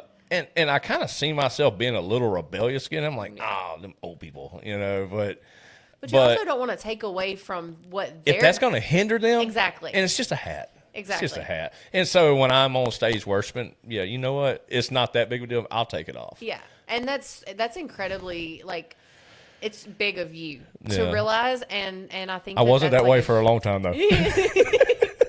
Growth. My next word was going to be. Yeah, like, nah, Jesus is cool with it. Yeah. And, I had to deal with myself with that as well. Yeah. Because I really thought that me and God had this whole thing worked out. Like, I can get drunk on Saturday night and go to church hungover Sunday, and it's fine. You must have been Baptist. That's what it was. I'm playing. Baptist. If I got any Baptist followers, please stay. He loves us. Oh, I know. No, but I mean, I really thought for a long time that because I had such huge amounts of faith that, like, I was good. And now I realize that, like, my faith, it's always been there and it's always gonna be there. I feel like it's growing, obviously, and that's incredible to see. Yes, it is. Yeah. But that doesn't excuse, like, the void that I had. That doesn't fill the void that I had. Like, having faith, that was kind of like self-righteous of me to be able to claim whenever I didn't act like I had faith. Yeah. People couldn't look at my life and be like, hey, that's a girl that follows God. Yeah. They thought complete opposite, and I know that it's going to take a long time for people to kind of understand that change. Yeah. But I've been, like, way on the other side.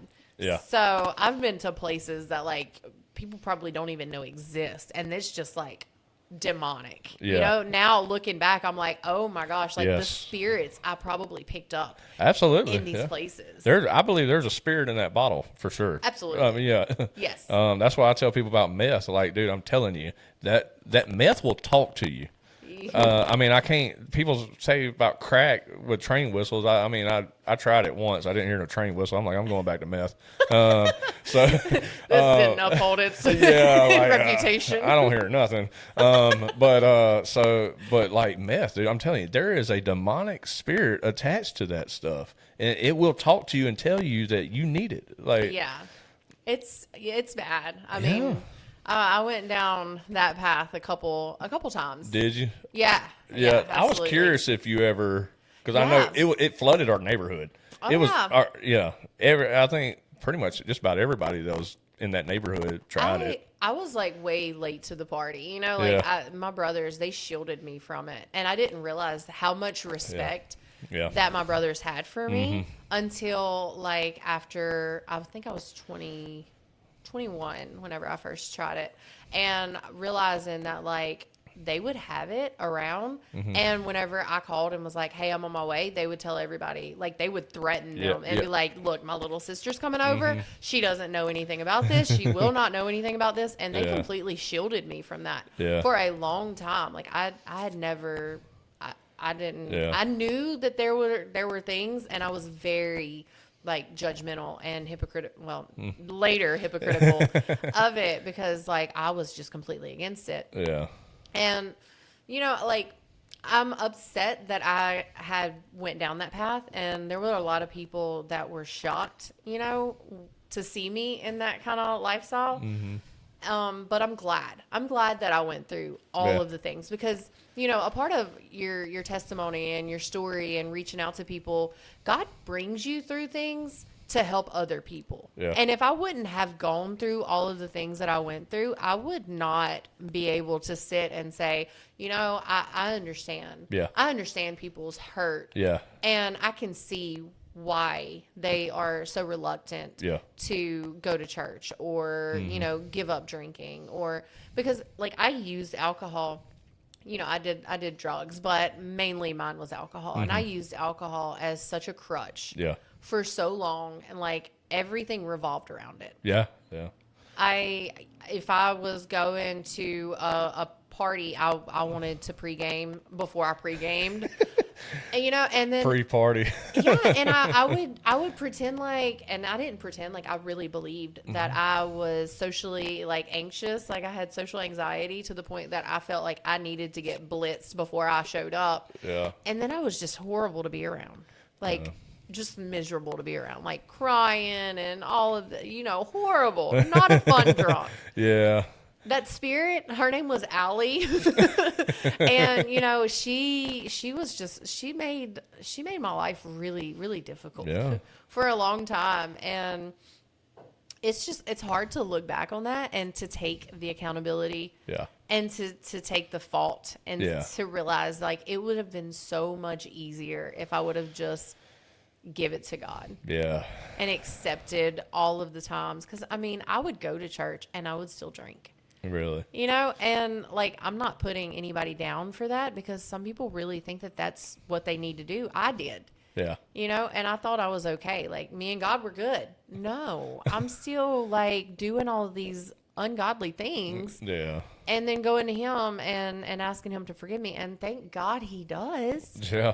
You know, like, we sin and we don't even mean to, and he forgives us. Yeah. And he accepts us. Yeah.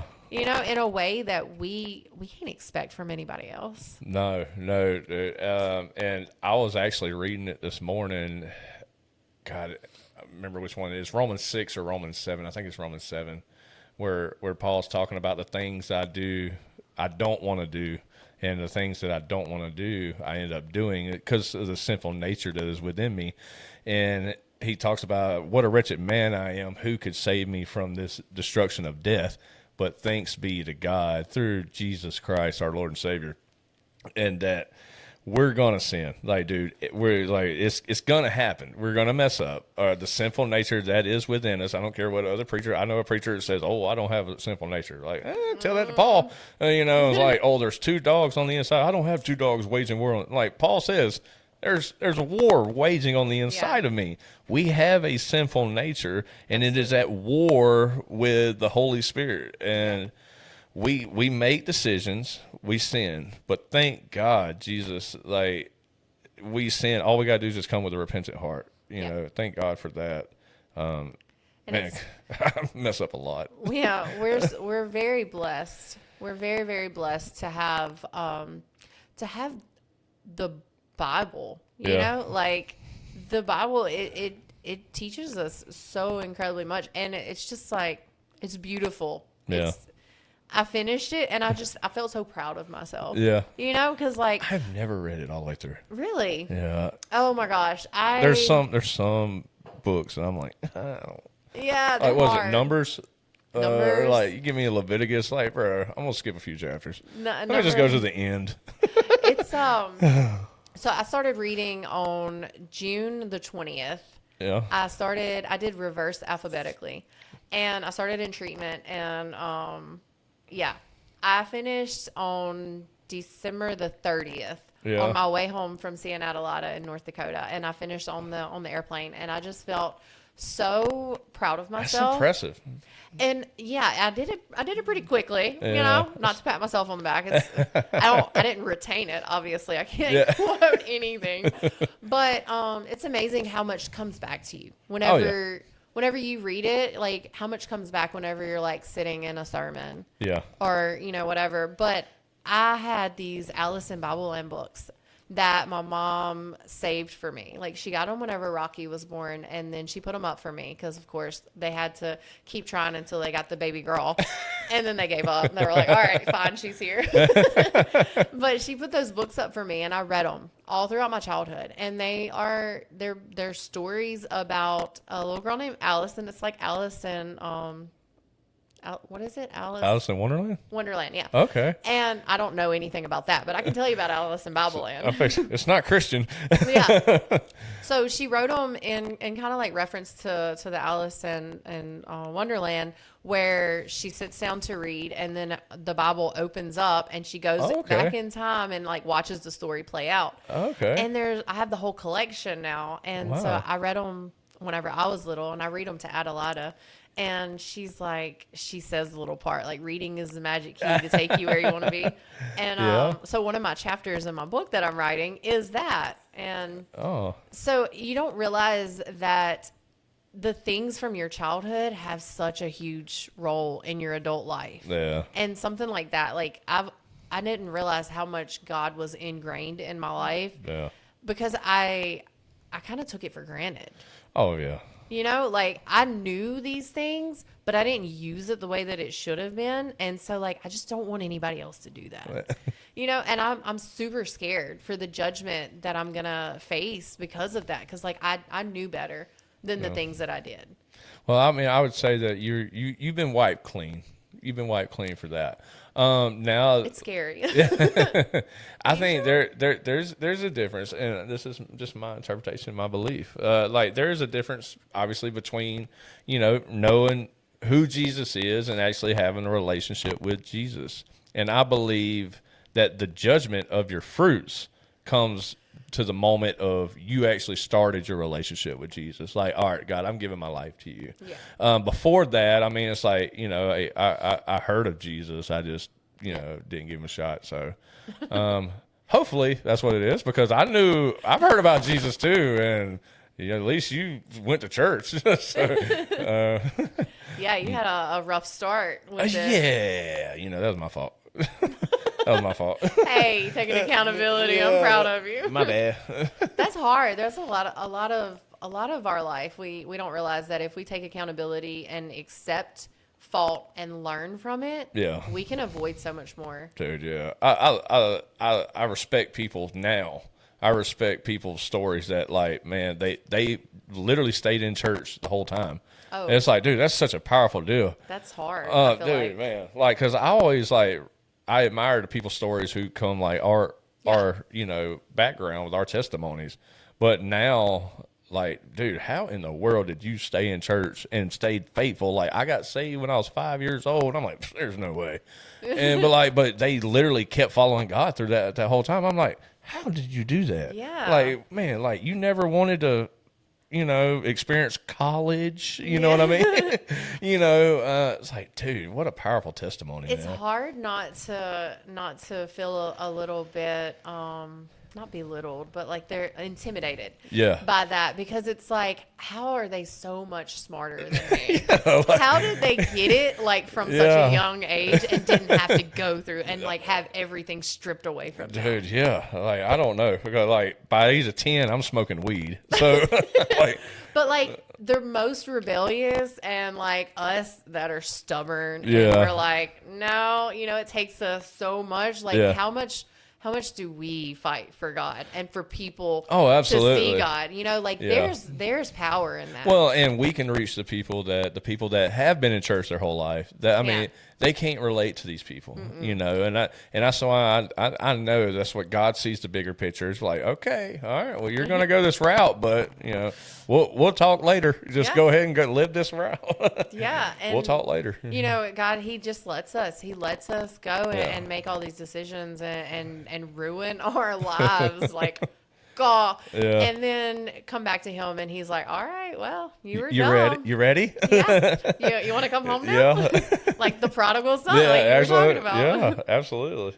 He's just like, welcome home. I love you. You want to do some good now? You want to feel happiness and joy?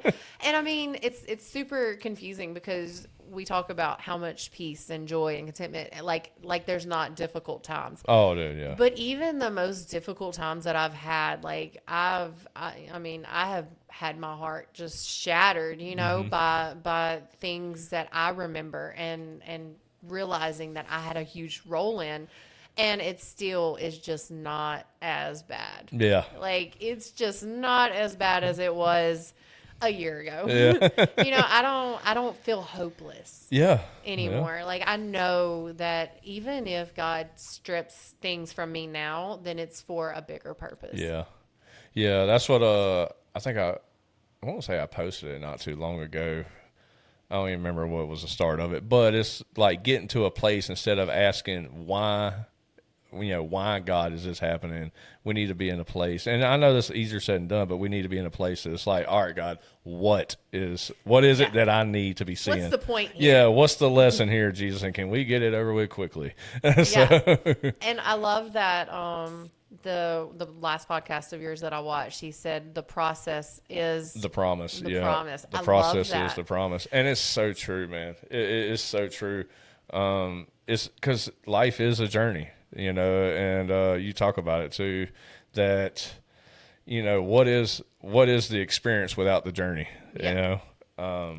just cherishing the moments, like your daughter said, love life or enjoy life, have fun doing it. You have to have fun. So I guess if you want to just move forward.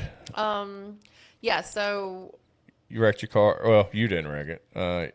Your boy did. Wrecked your car. Yeah, he flipped it on purpose. Yeah. It's actually kind of a crazy story, because we were hanging out with one of his friends. I'm sure that y'all know him, but we're not saying names.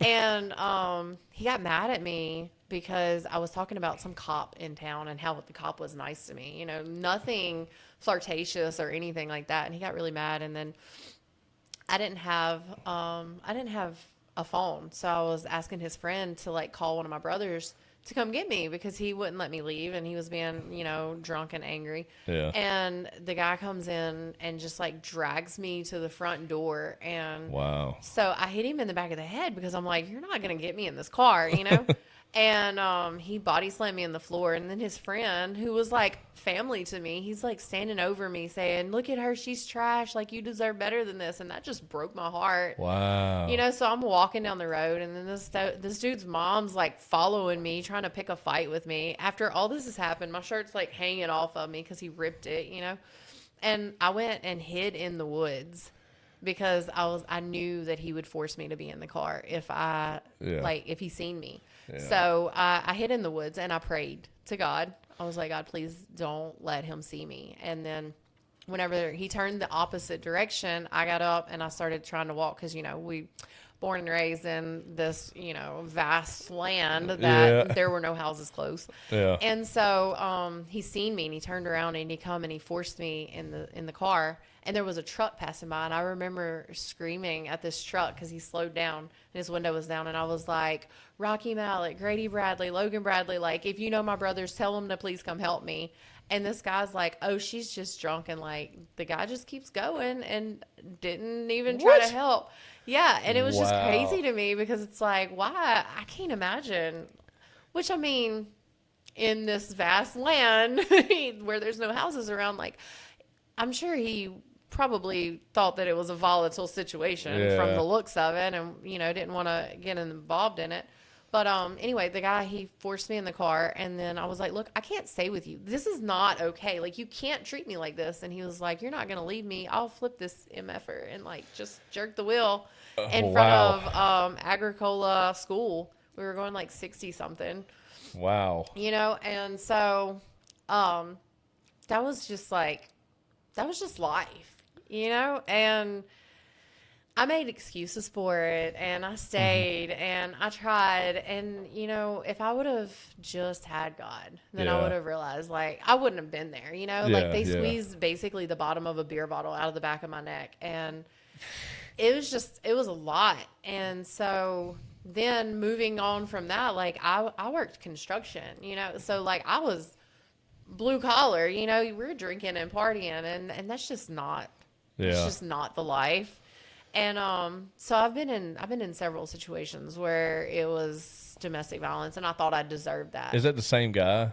No. So it's different. Yeah, different. So that makes it makes it even better. So I ended up in Texas, and in Louisiana, I had bought a house. At 27, I was a single mom, and I bought a house by myself. I had repaired my credit, done really well for myself. I had a job that I thoroughly enjoyed. And I lost my cousin Lamar, and then my little cousin Houston, and then a guy that I dated, Justin Caleb, all within like 4 months in 2018. And I guess I kind of checked out. I started drinking really heavily. Yeah. Prior to that, I started, going to church, me and Adelada, and it was the most peaceful time of my life. And I always thought that it was because I didn't have any kind of outside influence. Yeah. I didn't have much family there, and I didn't really have many friends. I didn't go out. I didn't drink. We went to church, and I went to work, and I hung out with my kid, and it was such a beautiful time. And then whenever I was in treatment, I realized that it wasn't because I didn't have any influence. It's because I had God. Yeah. I was going to church, and there were some weeks that I couldn't even afford to pay my power. Like, I couldn't pay my bills, but God always provided, and I tithed. It wasn't as much as I should have, but I did it religiously. Like, I did it consistently, and God always provided. Yeah. And realizing while I was in treatment, realizing that was the highlight of my life, was being a mother and giving God his role in my life. Yeah. I think that had a lot to do with me turning from all the things. Yeah. Because treatment helped me to realize that, like, I don't have control. I have to have relationships. I have to give my higher power, which is Jesus Christ. Yeah. I have to give them the place in my life that is going to benefit me. And then from that, I started really diving into the Bible and God and building a foundation that's worth talking about. Yeah. Like, it's worth sharing.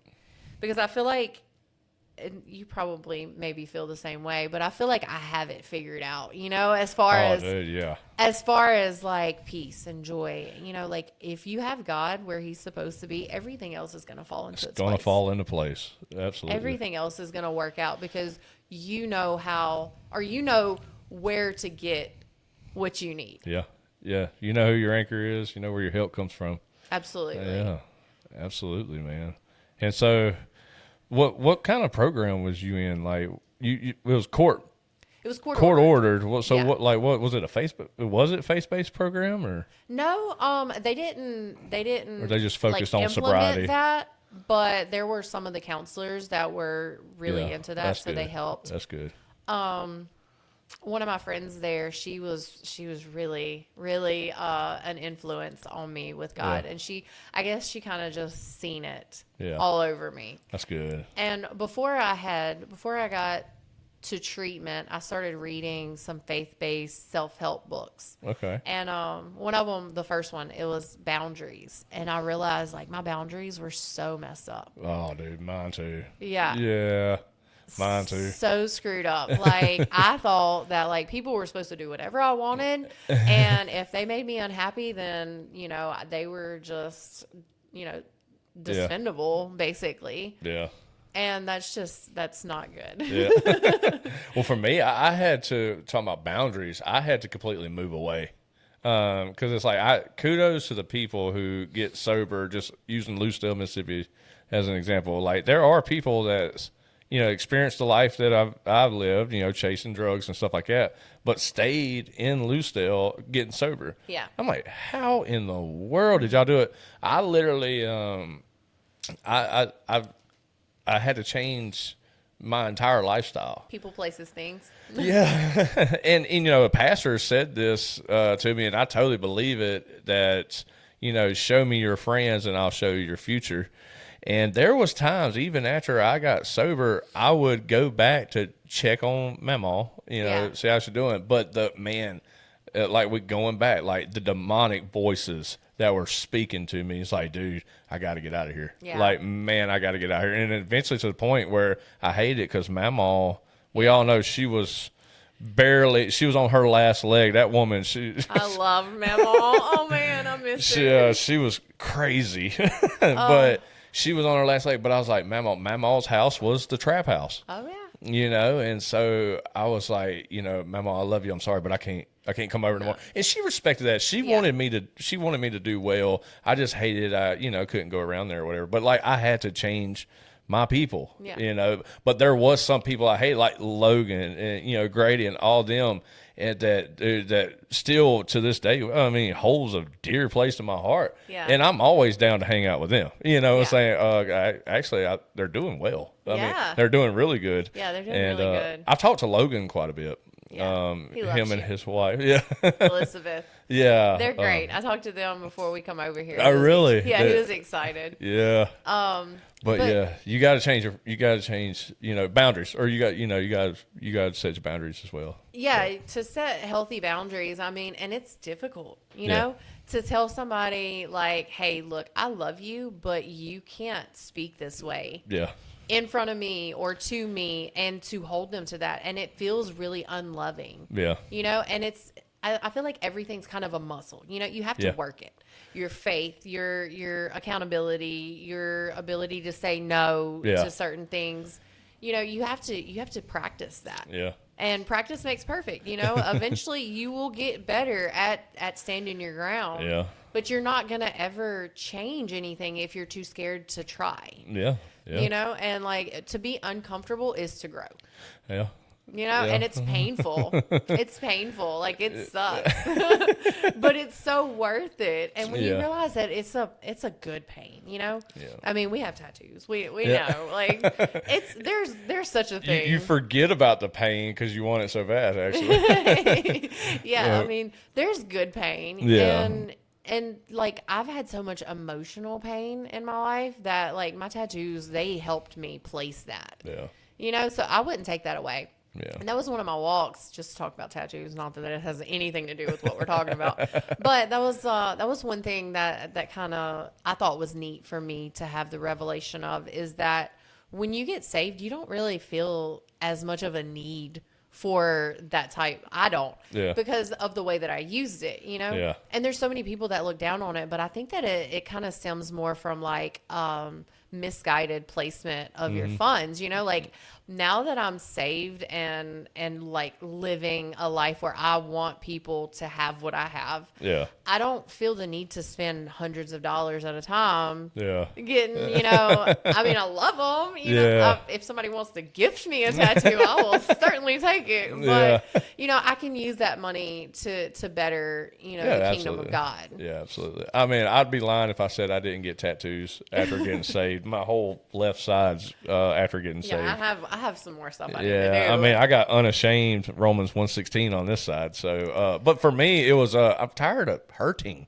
Like, it stings so bad because I started getting up onto my chest and like, oh, it hurts my boob. Now we're getting into sensitive areas like around the armpit, and I'm like, all right, bro, I think we're just gonna. Like I have tattoos all down my sides and my stomach and my thighs and stuff. See, I'm not man enough for that. I had actually my last tattoo is a cross right here, and it was a little bit sensitive.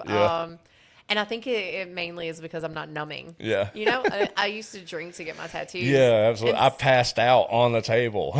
You know. I did. Okay, so I have a baby Groot chugging a bottle of Crown. And I got it when I was in Ohio, and I legitimately passed out to the point where I woke up to EMS and like the rescue respond, whatever. They woke me up because I was that non-responsive. Hey, you got to wake up and pay. Like, no, they didn't even do the tattoo. Oh, they didn't do the tattoo. Even started it yet. Oh yeah, never mind. Yeah, he put the stencil on. No, dude, this is crazy. So this is how crazy I was. Allie was, you know, my spirit crazy. She passed out. And they woke me up with EMS, whatever. I was like, well, just do the tattoo, you know? And they were like, no, we can't. You're like a liability at this point. You cannot be tattooed here. Yeah. So I drove to the next tattoo shop and had the stencil. And I'm like, hey, tattoo this. Had to pay the guy like $280. And he just tattooed the stencil that another tattoo artist had put on. I'm like, but I wanted it. My baby Groot. That's hilarious. I said I got one more in me, I think, at this point. A lot of people don't know I'm pretty much deaf in my left ear. Oh, really? And I'm going to get the mute symbol right behind. I'm going to get the mute symbol right behind my ear. Like, if you can't see. Yeah, it's going to be the little sound box with an X on it. Yeah. Yeah. So you come out of rehab. Yeah. You know, you come out of it, and now, you're just pursuing Jesus. Absolutely. So the day that I got out of treatment, my ex picked me up with a bottle of gin and told me that he cheated on me. And so that was a tough night. You know, I relapsed. Wow. And that night and then the next day I drank as well. And he just he left me. And now I see that he had a girlfriend that he was at her house, you know, but I didn't know it then. And he kind of told me on the way there, this was my home at that time, you know, and I planned to be there. Like the whole time I was in treatment, I prayed to be a good person for him and for my daughter, you know? Yeah. So it was kind of hard for me to realize that it was so misguided. My intentions, you know, they were good intentions, but they were completely for the wrong situation. Yeah. And I mean, I'm not upset. I'm not upset with him about that. 'Cause he's got a lot of demons that, you know, his eyes ain't open yet. Yeah. I pray often that, you know, they can be, I guess he can heal, you know? Yeah. But I pray even more, thanking God that I'm out of there. So he had kind of packed up my stuff, and there were so many things that I could have done without knowing and seeing. But he left me stranded there with no phone, no vehicle, nothing. And so I called my dad, and he drove to Texas the last time to get me. It was his third time to come and get me. Really? It was a tough relationship. Wow. So he drove over there for the last time and picked me up, and I ended up leaving a lot of my furniture and stuff, which is super unlike me. And I remember my ex, he said that he's like, I know your dad's not coming to get you. I guess he thought I was going to get somebody to just come pick me up. I don't know.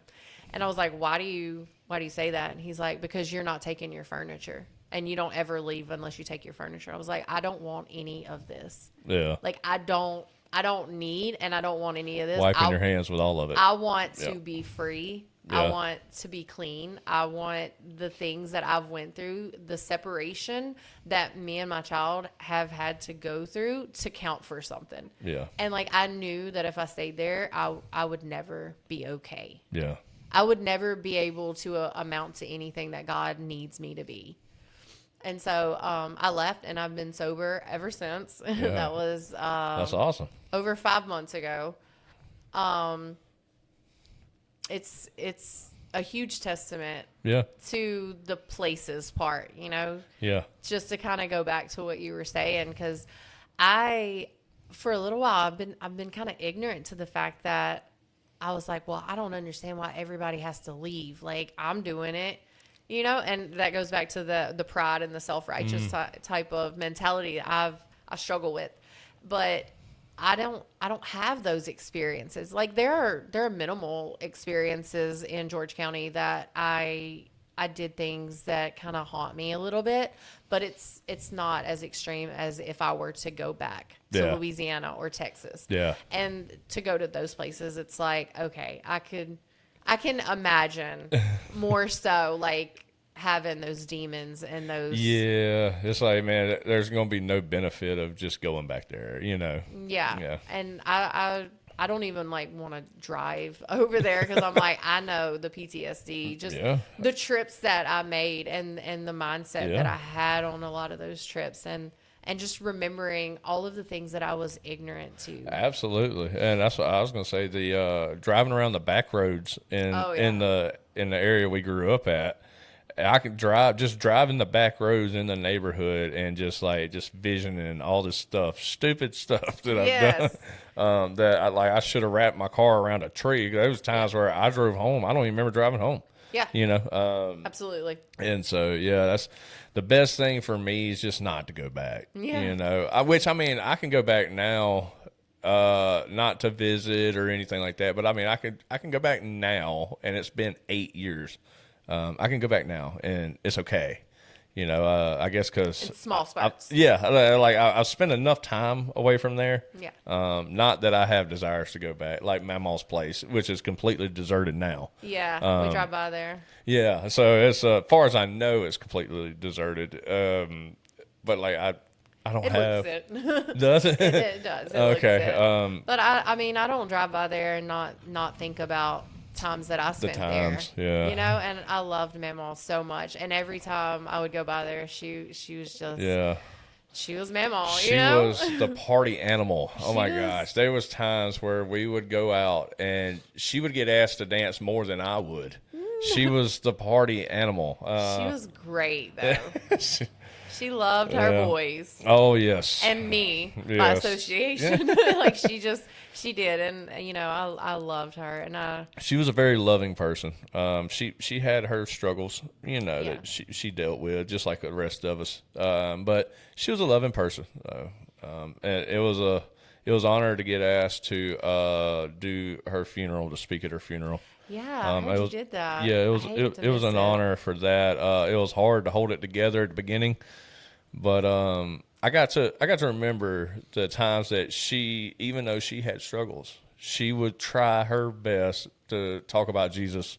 You know, and so I was like, you know what, we're going to talk about that. Yeah. You know, we're going to talk about that, remembering the life of, you know, in that way. Isn't that like everything in life, you know? Like you can sit and think and you can remember all the bad, but it's so much more beneficial to remember the good. Yeah, absolutely. To try to bring life to situations, you know, and positivity. Yeah.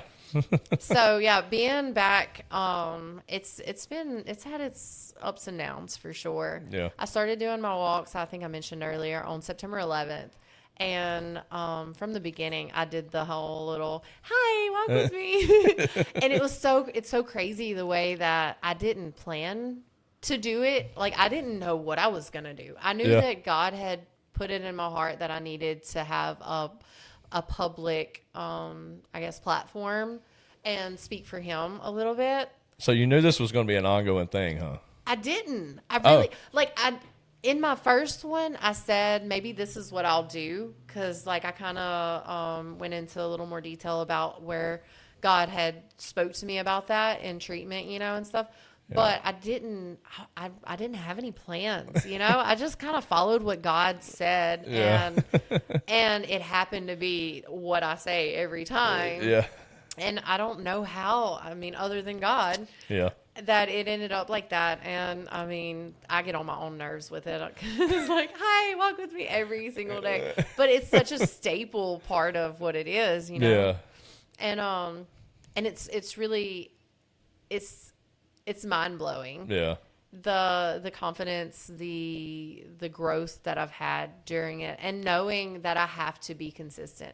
And a lot of the reason that I started doing it and kind of set it up in my mind that I was going to do it every day is because I was trying, and I'm still trying, to reach people with addiction or alcoholism or, whatever, an addiction of some sort.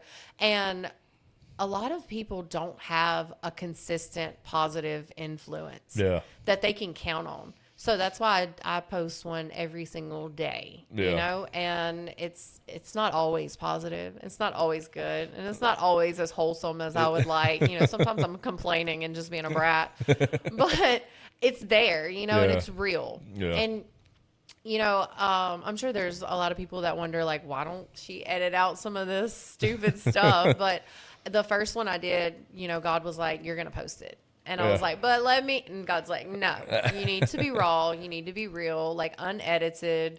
And so that's what I do. And some days it's a little trying, but through that, I started going to Celebrate Recovery with my cousin Jeremiah and his wife Alex. And that is, it's in Buckatana, and we try to go as often as possible. That's good. But they do it on Tuesday nights, and it's a huge blessing. Yeah. And they do kind of an AA meeting type, where you can get chips and stuff. Yeah.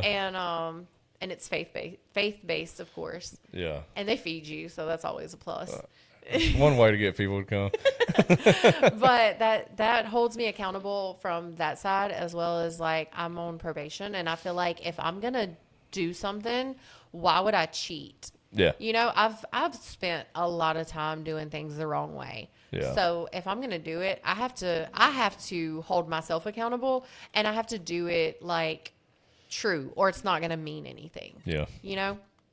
So I try to be really honest and transparent in everything that I do now. Yeah. Because I feel like we owe it to God to be our authentic selves. Like He created us for the person that we are, and all the things that we've been through are a part of that. Yeah. And if you're not going to be transparent and you're not going to be true to yourself, then you're hurting God, like you can't hurt God, but you're hurting your testament, your story. And you might like hinder somebody else and take away something that they could learn. Yeah. And I've always struggled a little bit with perfectionism, because like I hold myself to a high standard in a lot of ways. And I used alcohol to allow me to fall from that. And that was a crutch. Like, okay, I can mess up and be really messy and emotional and a problem when I'm drinking that I won't allow myself to do when I'm sober. So now that I've taken that away from me, I realize that like I hold myself a little too high of a standard, that like I'm kind of mean to myself sometimes. We can be mean to ourselves. Absolutely. I'm my biggest critic. Absolutely. Yeah. And I'm trying not to do that. And perfectionism, like when you allow somebody to see your imperfections, when you allow the people around you to see you on a real way and like in a real way, you allow them to know you. Yeah. And those imperfections may be something that draws someone in that needs to know you. Yeah. And you might be the only God that they see. Like they might not see Jesus in any other aspect of their life. Yeah. So like you have to let people in on the real you. Yeah. The imperfection, I think, is really important because comparison is the biggest. The thief of joy. Yeah, yeah. That's There my you, saying. thank you. Comparison So is the thief of comparison joy. will kill you, man. And the biggest issue that we have, and I know I've had a lot of comments that's come to us and talked about the rawness and stuff like that. Yeah. Because you get these other people, and I'm not going to name names, but like all you see is like the good quotes, the good, yeah. the good lifestyle, wow, we're killing it kind of thing. Yeah. And you're thinking, like, wow, they really got it together. Their life is perfect, but I'm over here with the imperfection, and it's like, so, I mean, I guess I'm no good. And so I think it's really important that people see that, look, dude, we screw up too. Yeah. I mess up too. I definitely say things that I should not say. That's probably not politically correct. But I mean, my identity is not in that. Yeah. And my identity is solely into Christ. And, but no, I think people seeing our imperfection is very important. Cause like I said, comparison, you'll find, will actually probably call somebody to compare, into comparison. And, I think it's important. I think it's really important. Well, I mean, if you're sitting around comparing how your life is now just to how my life is now, if you're sitting around comparing different people, God can't use that. Like, you have to have differences. You have to have different points of views and stuff like that, because how is the body of Christ made up? Like there's scripture to that. Like if we're not all hands. Yeah, we're not all hands or all feet. Yeah. it would be super boring if and look really funny if we were all the same. Yeah. Yeah. Yep. So oh yeah, how I got here to this. I was sitting in church and I think I was at a funeral. Sorry, Nick. I'm glad you thought of us at a funeral. Someone was going to meet Jesus, and I was like, hey, this would be a good time to do a Godcast. Yeah. No, I was sitting in church, and I thought about your podcast, and it was before you had ever sent out like the released. first. Yeah. Yeah, you hadn't even put the first episode out, and God was like, you need to reach out to Nick. And I'm like, fear of rejection, and I'm like, I haven't talked to Nick in so long, and I don't know how that's gonna look. And God's like, that's what you need to do. Like it's gonna be good. And then like a few weeks later, God again, and I had talked about it. I think I had talked to Jordan about it, and I talked to my mom, and I was like, man, God's telling me this is what I need to do. Yeah. And I argue with God. I'm pretty sure you can understand that. Oh, yeah. Yeah. I do it. I'm like, but really?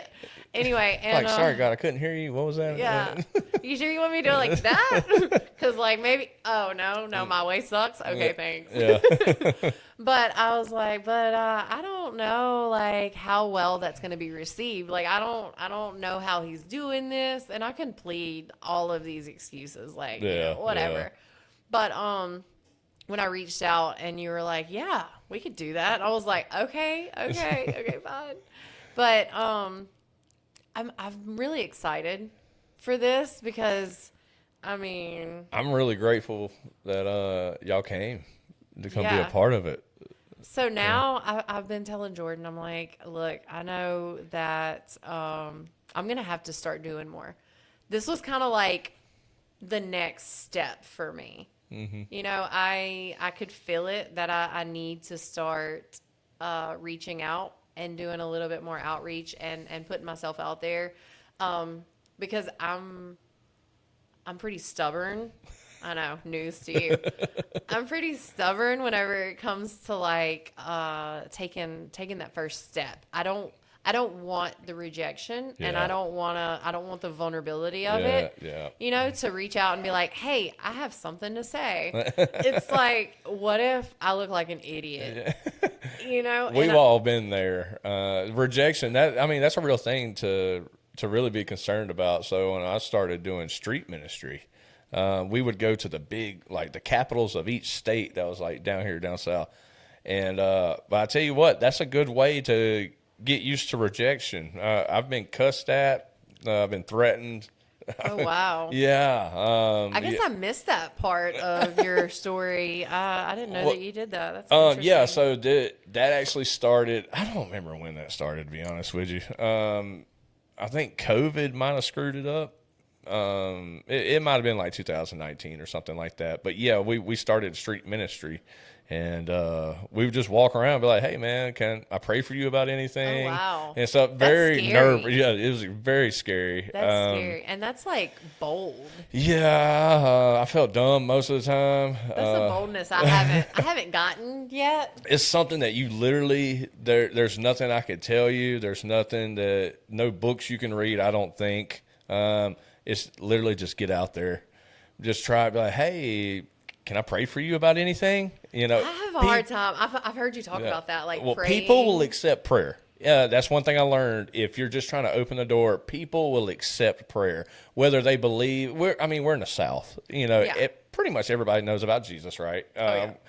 So yeah, and so people will always accept prayer. So one thing that I learned is add the gospel in the prayer. Yeah. I mean, you know, be like, what can I pray about? Well, you know, money's a little short. Okay, well, let's pray for some guidance on that. And as I'm praying, I'll pray for God to, you know, bless this, you know, May time and all this and that, but then kind of fit that gospel in there a little bit. Awesome. Be like, well, God, thank you for ultimately the best gift that you can ever give us is dying for our sins. Yeah. So just that little nugget. But if you go up to somebody and be like, hey, can I tell you about Jesus Christ? Like, no, you can get away from me. Yeah. You're going to tell me to stop drinking. You're going to tell me to stop smoking. And you're going to tell me to do all this and that. So people ain't really persuaded. That's really beautiful. I like that you, you figured that out.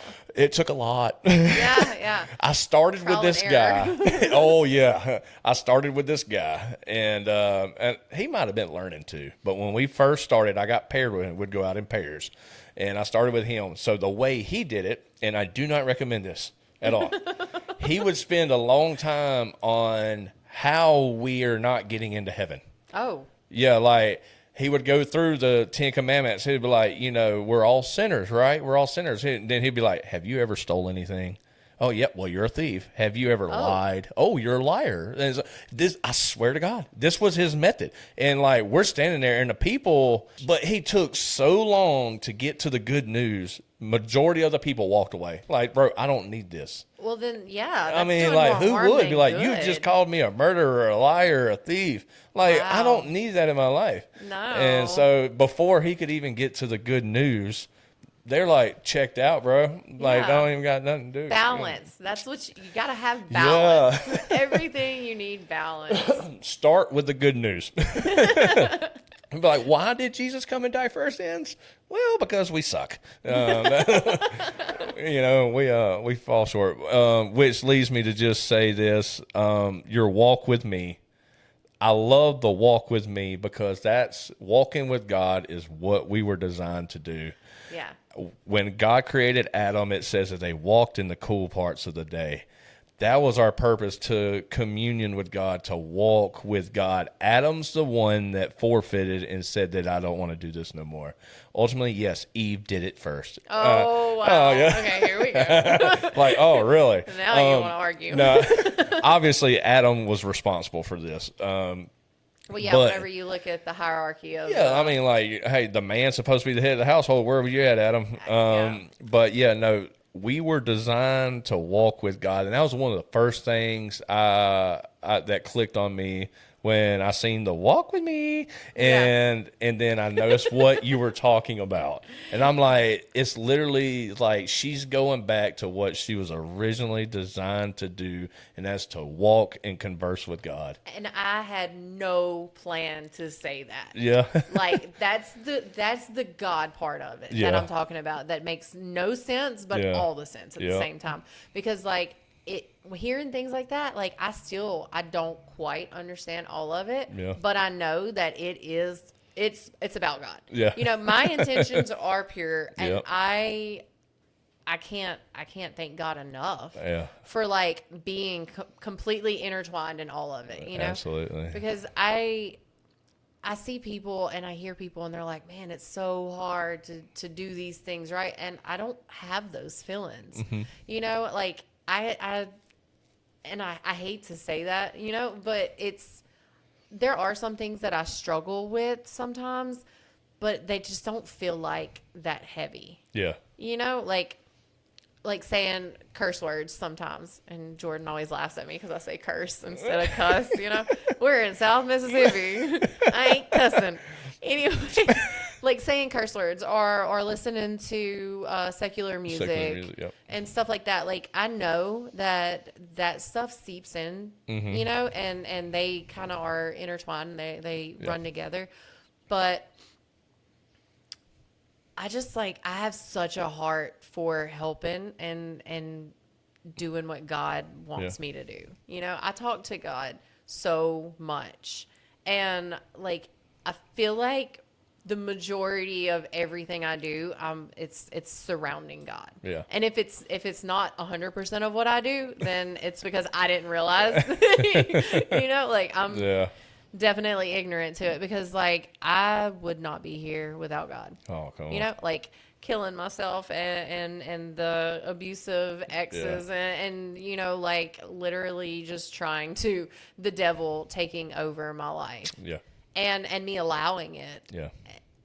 I can't even say unknowingly, because like, I knew it deep down. I had to. Yeah. I have to take accountability for that. And I have to accept the fact that like, I allowed my life to get to that point, and I finally allowed God to fix it, you know? When you're hard-headed like us, and I'm going to say us, it takes that. It takes that. Yeah, and I really just want everyone to understand, like, God can fix it. There's a better road. Yeah, there's a better life. And if God can't fix it, then it's not meant to be fixed. Yeah. Like, God can fix it. That's the way He meant it to be. If your idea of fixing it doesn't happen, then guess what? Your idea is wrong. Yeah, I was going to say, maybe you need to think on what fixing it means. Yeah, I mean, I love the life that I have now so much. And I didn't even know that I needed it, you know, and that's the hardest part. Is or like, that it was even possible. Yeah. Yeah. Cause like, I knew everything that I wanted. Yeah. You know, I had it all figured out in my head, like exactly what I needed. And God just showed me, like, you were so silly. You were so wrong, because like, I mean, I have such a beautiful experience, and I don't have everything. Like, I don't hardly, do I make any money? Like, I don't have a lot, but I have so much joy and happiness in God. Like, I have a beautiful child, an amazing husband, you know, my family is supportive. I have like so much to be thankful for. And when you realize that, like, you're fighting to hold on to things that God never intended for you to have. Yeah. Like the pain, the rejection, the depression, you know, all of those things. And you're not meant to have all that. No. Yeah. Whenever you can go to God and give it to Him and allow Him to fix things in your life, it's so joyful. Yeah. Well, it's only the beginning. It's just the beginning. Because you said you're, what, 5 months in? Yeah. Yeah. So, you're definitely only getting started. There's going to be a lot to come, man. And I know God's going to place you in some things, hopefully making money doing it too. Jordan, you agree with that? Hopefully make some money. Yeah. Yeah, we're going to take some monetary gain at some point. But, you know, the walk, Jordan he asked me not that long ago, he was like, well, what are you planning on doing for next year? And I think I want to kind of do a review of this year, you know, kind of relate back and see what I've learned, because I feel like there's going to be some changes. Yeah. You know, and then the book that I'm writing, I'm excited about that. Yeah, I can't wait to see where that goes. Yeah. Yeah. I'm excited about that. Do you have any more questions? One last one. Uh-oh. So you've said you've dealt with the physical, emotional scarring, you know, dealt through addiction and all that. I don't know if it'd be easy to wrap it all up into one question, but for the ones that are facing any of this, what is your go-to? Like, what would you say the answer for them, whether they're in an abusive relationship, whether they're in abuse of drugs or alcohol, whatever the case may be? What would be your, like a simple first step, maybe like a recommendation?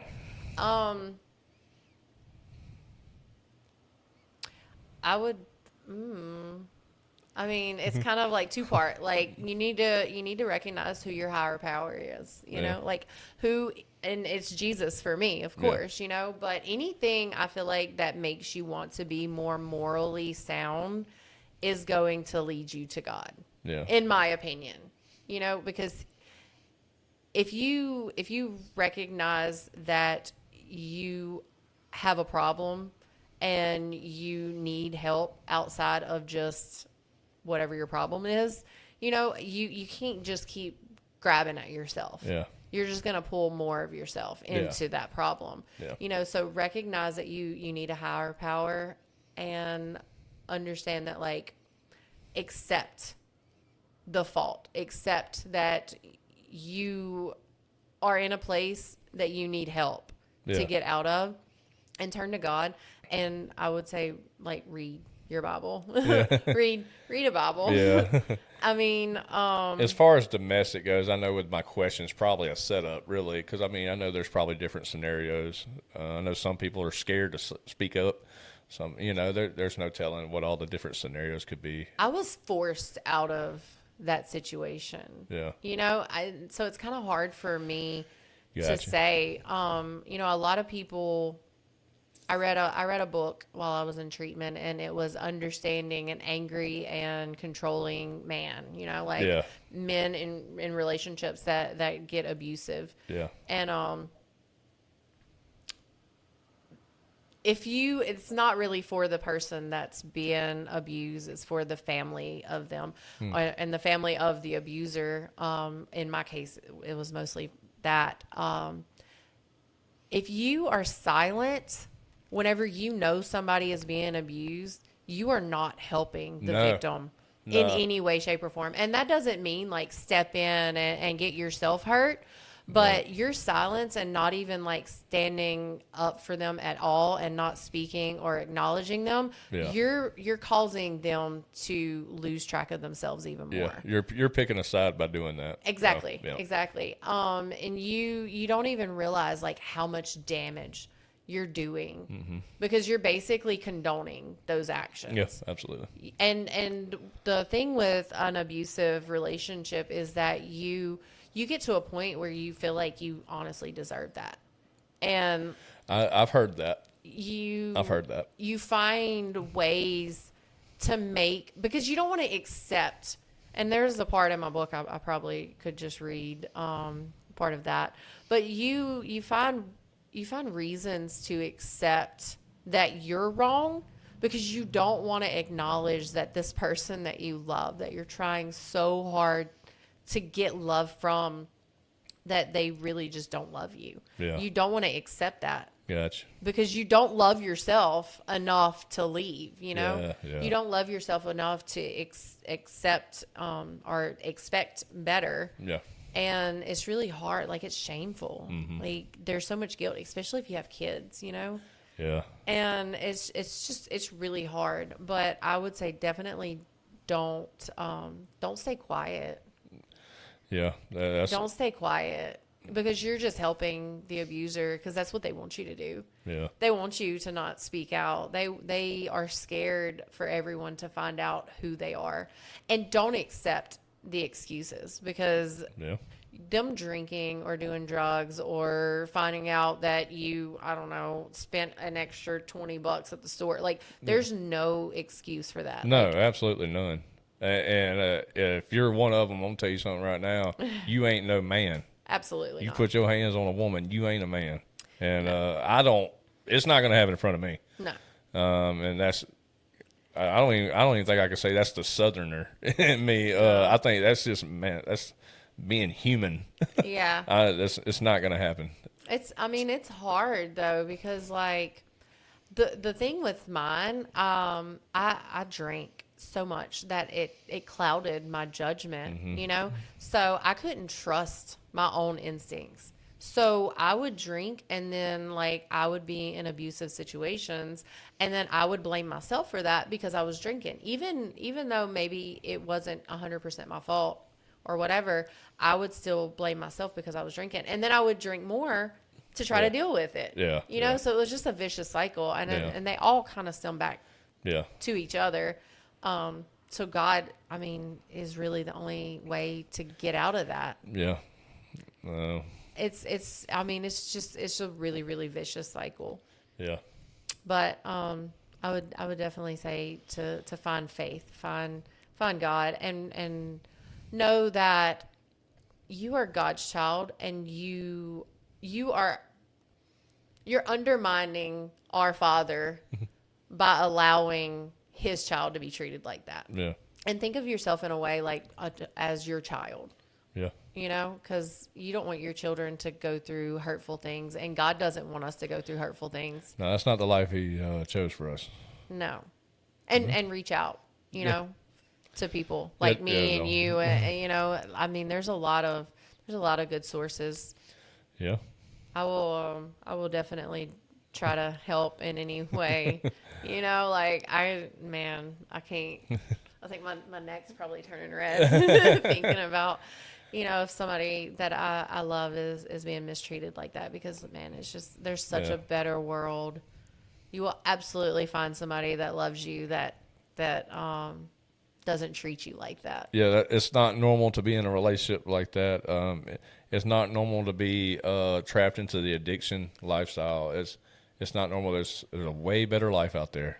Yeah, and there was a lot of times that I would beg, like, please, let's not do this. Yeah. But whenever you're with somebody who's in addiction, you kind of have to be with them in that addiction, or you can't really be around them. And for me, like, I had allowed myself to get to the point where I didn't have anywhere else that I felt I could go. Yeah. You know, and I didn't have friends and family there and stuff like that. So I was really stuck. Yeah. You know, and God, praying to God is what got me out. And I just had to trust the process. Yeah. Yeah. And just, pray. Pray a lot. Pray a lot. And don't let people, you know, bring you down. Because once you get out of a situation like that, the devil will try to tell you that you deserve to be back in that. Yeah. And that's so far from the truth. Yeah, it's a lie of the enemy. Yeah, don't accept nothing less than you are a daughter of the King. Yeah. So we are so blessed to be able to live this life and further, you know, the message of God and peace and love. And yep. Well, I'm excited to see where Walk With Me goes. I'm excited to hear about your book, the future New York Times bestseller. Speak it into existence. Speak it into existence. There's life and death in the tongue. That's right. That's right. So, guys, look, for those of you that have struggles in the areas that you heard about today, please reach out. Reach out. You can reach out to Testifying with Dick. You can reach out to Walk With Me. You know, there's people that's here to help. And like we said, that, man, there is a better life out there. You don't deserve living that lifestyle. You deserve an abundant life. So I appreciate you coming. Appreciate you being here. Yeah, I've really enjoyed being here, and thank you for allowing my special guest, my husband, to be here with us. Yeah, we appreciate you being our Google guy. Yeah. He's going to enlist you for more episodes, probably. Yeah, hey, feel free to come. Yeah. Follow me if y'all want on Walk With Me, or it's just, you can pretty much do hashtag Walk With Me, but it's Amellia Lene, and Amellia Lene Bradley-Smathers on Facebook. We're gonna figure out if we want to shorten that down or not. Maybe abbreviate. Yeah, but then my initials are BS. off camera, I'll tell you a funny BS.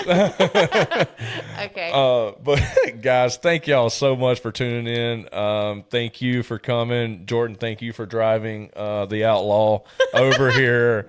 Like, I'm really excited to see where God takes your journey. Thank you, Nick. And Yeah. I have to end this the way that I end my walks. So love y'all. Bye. Bye.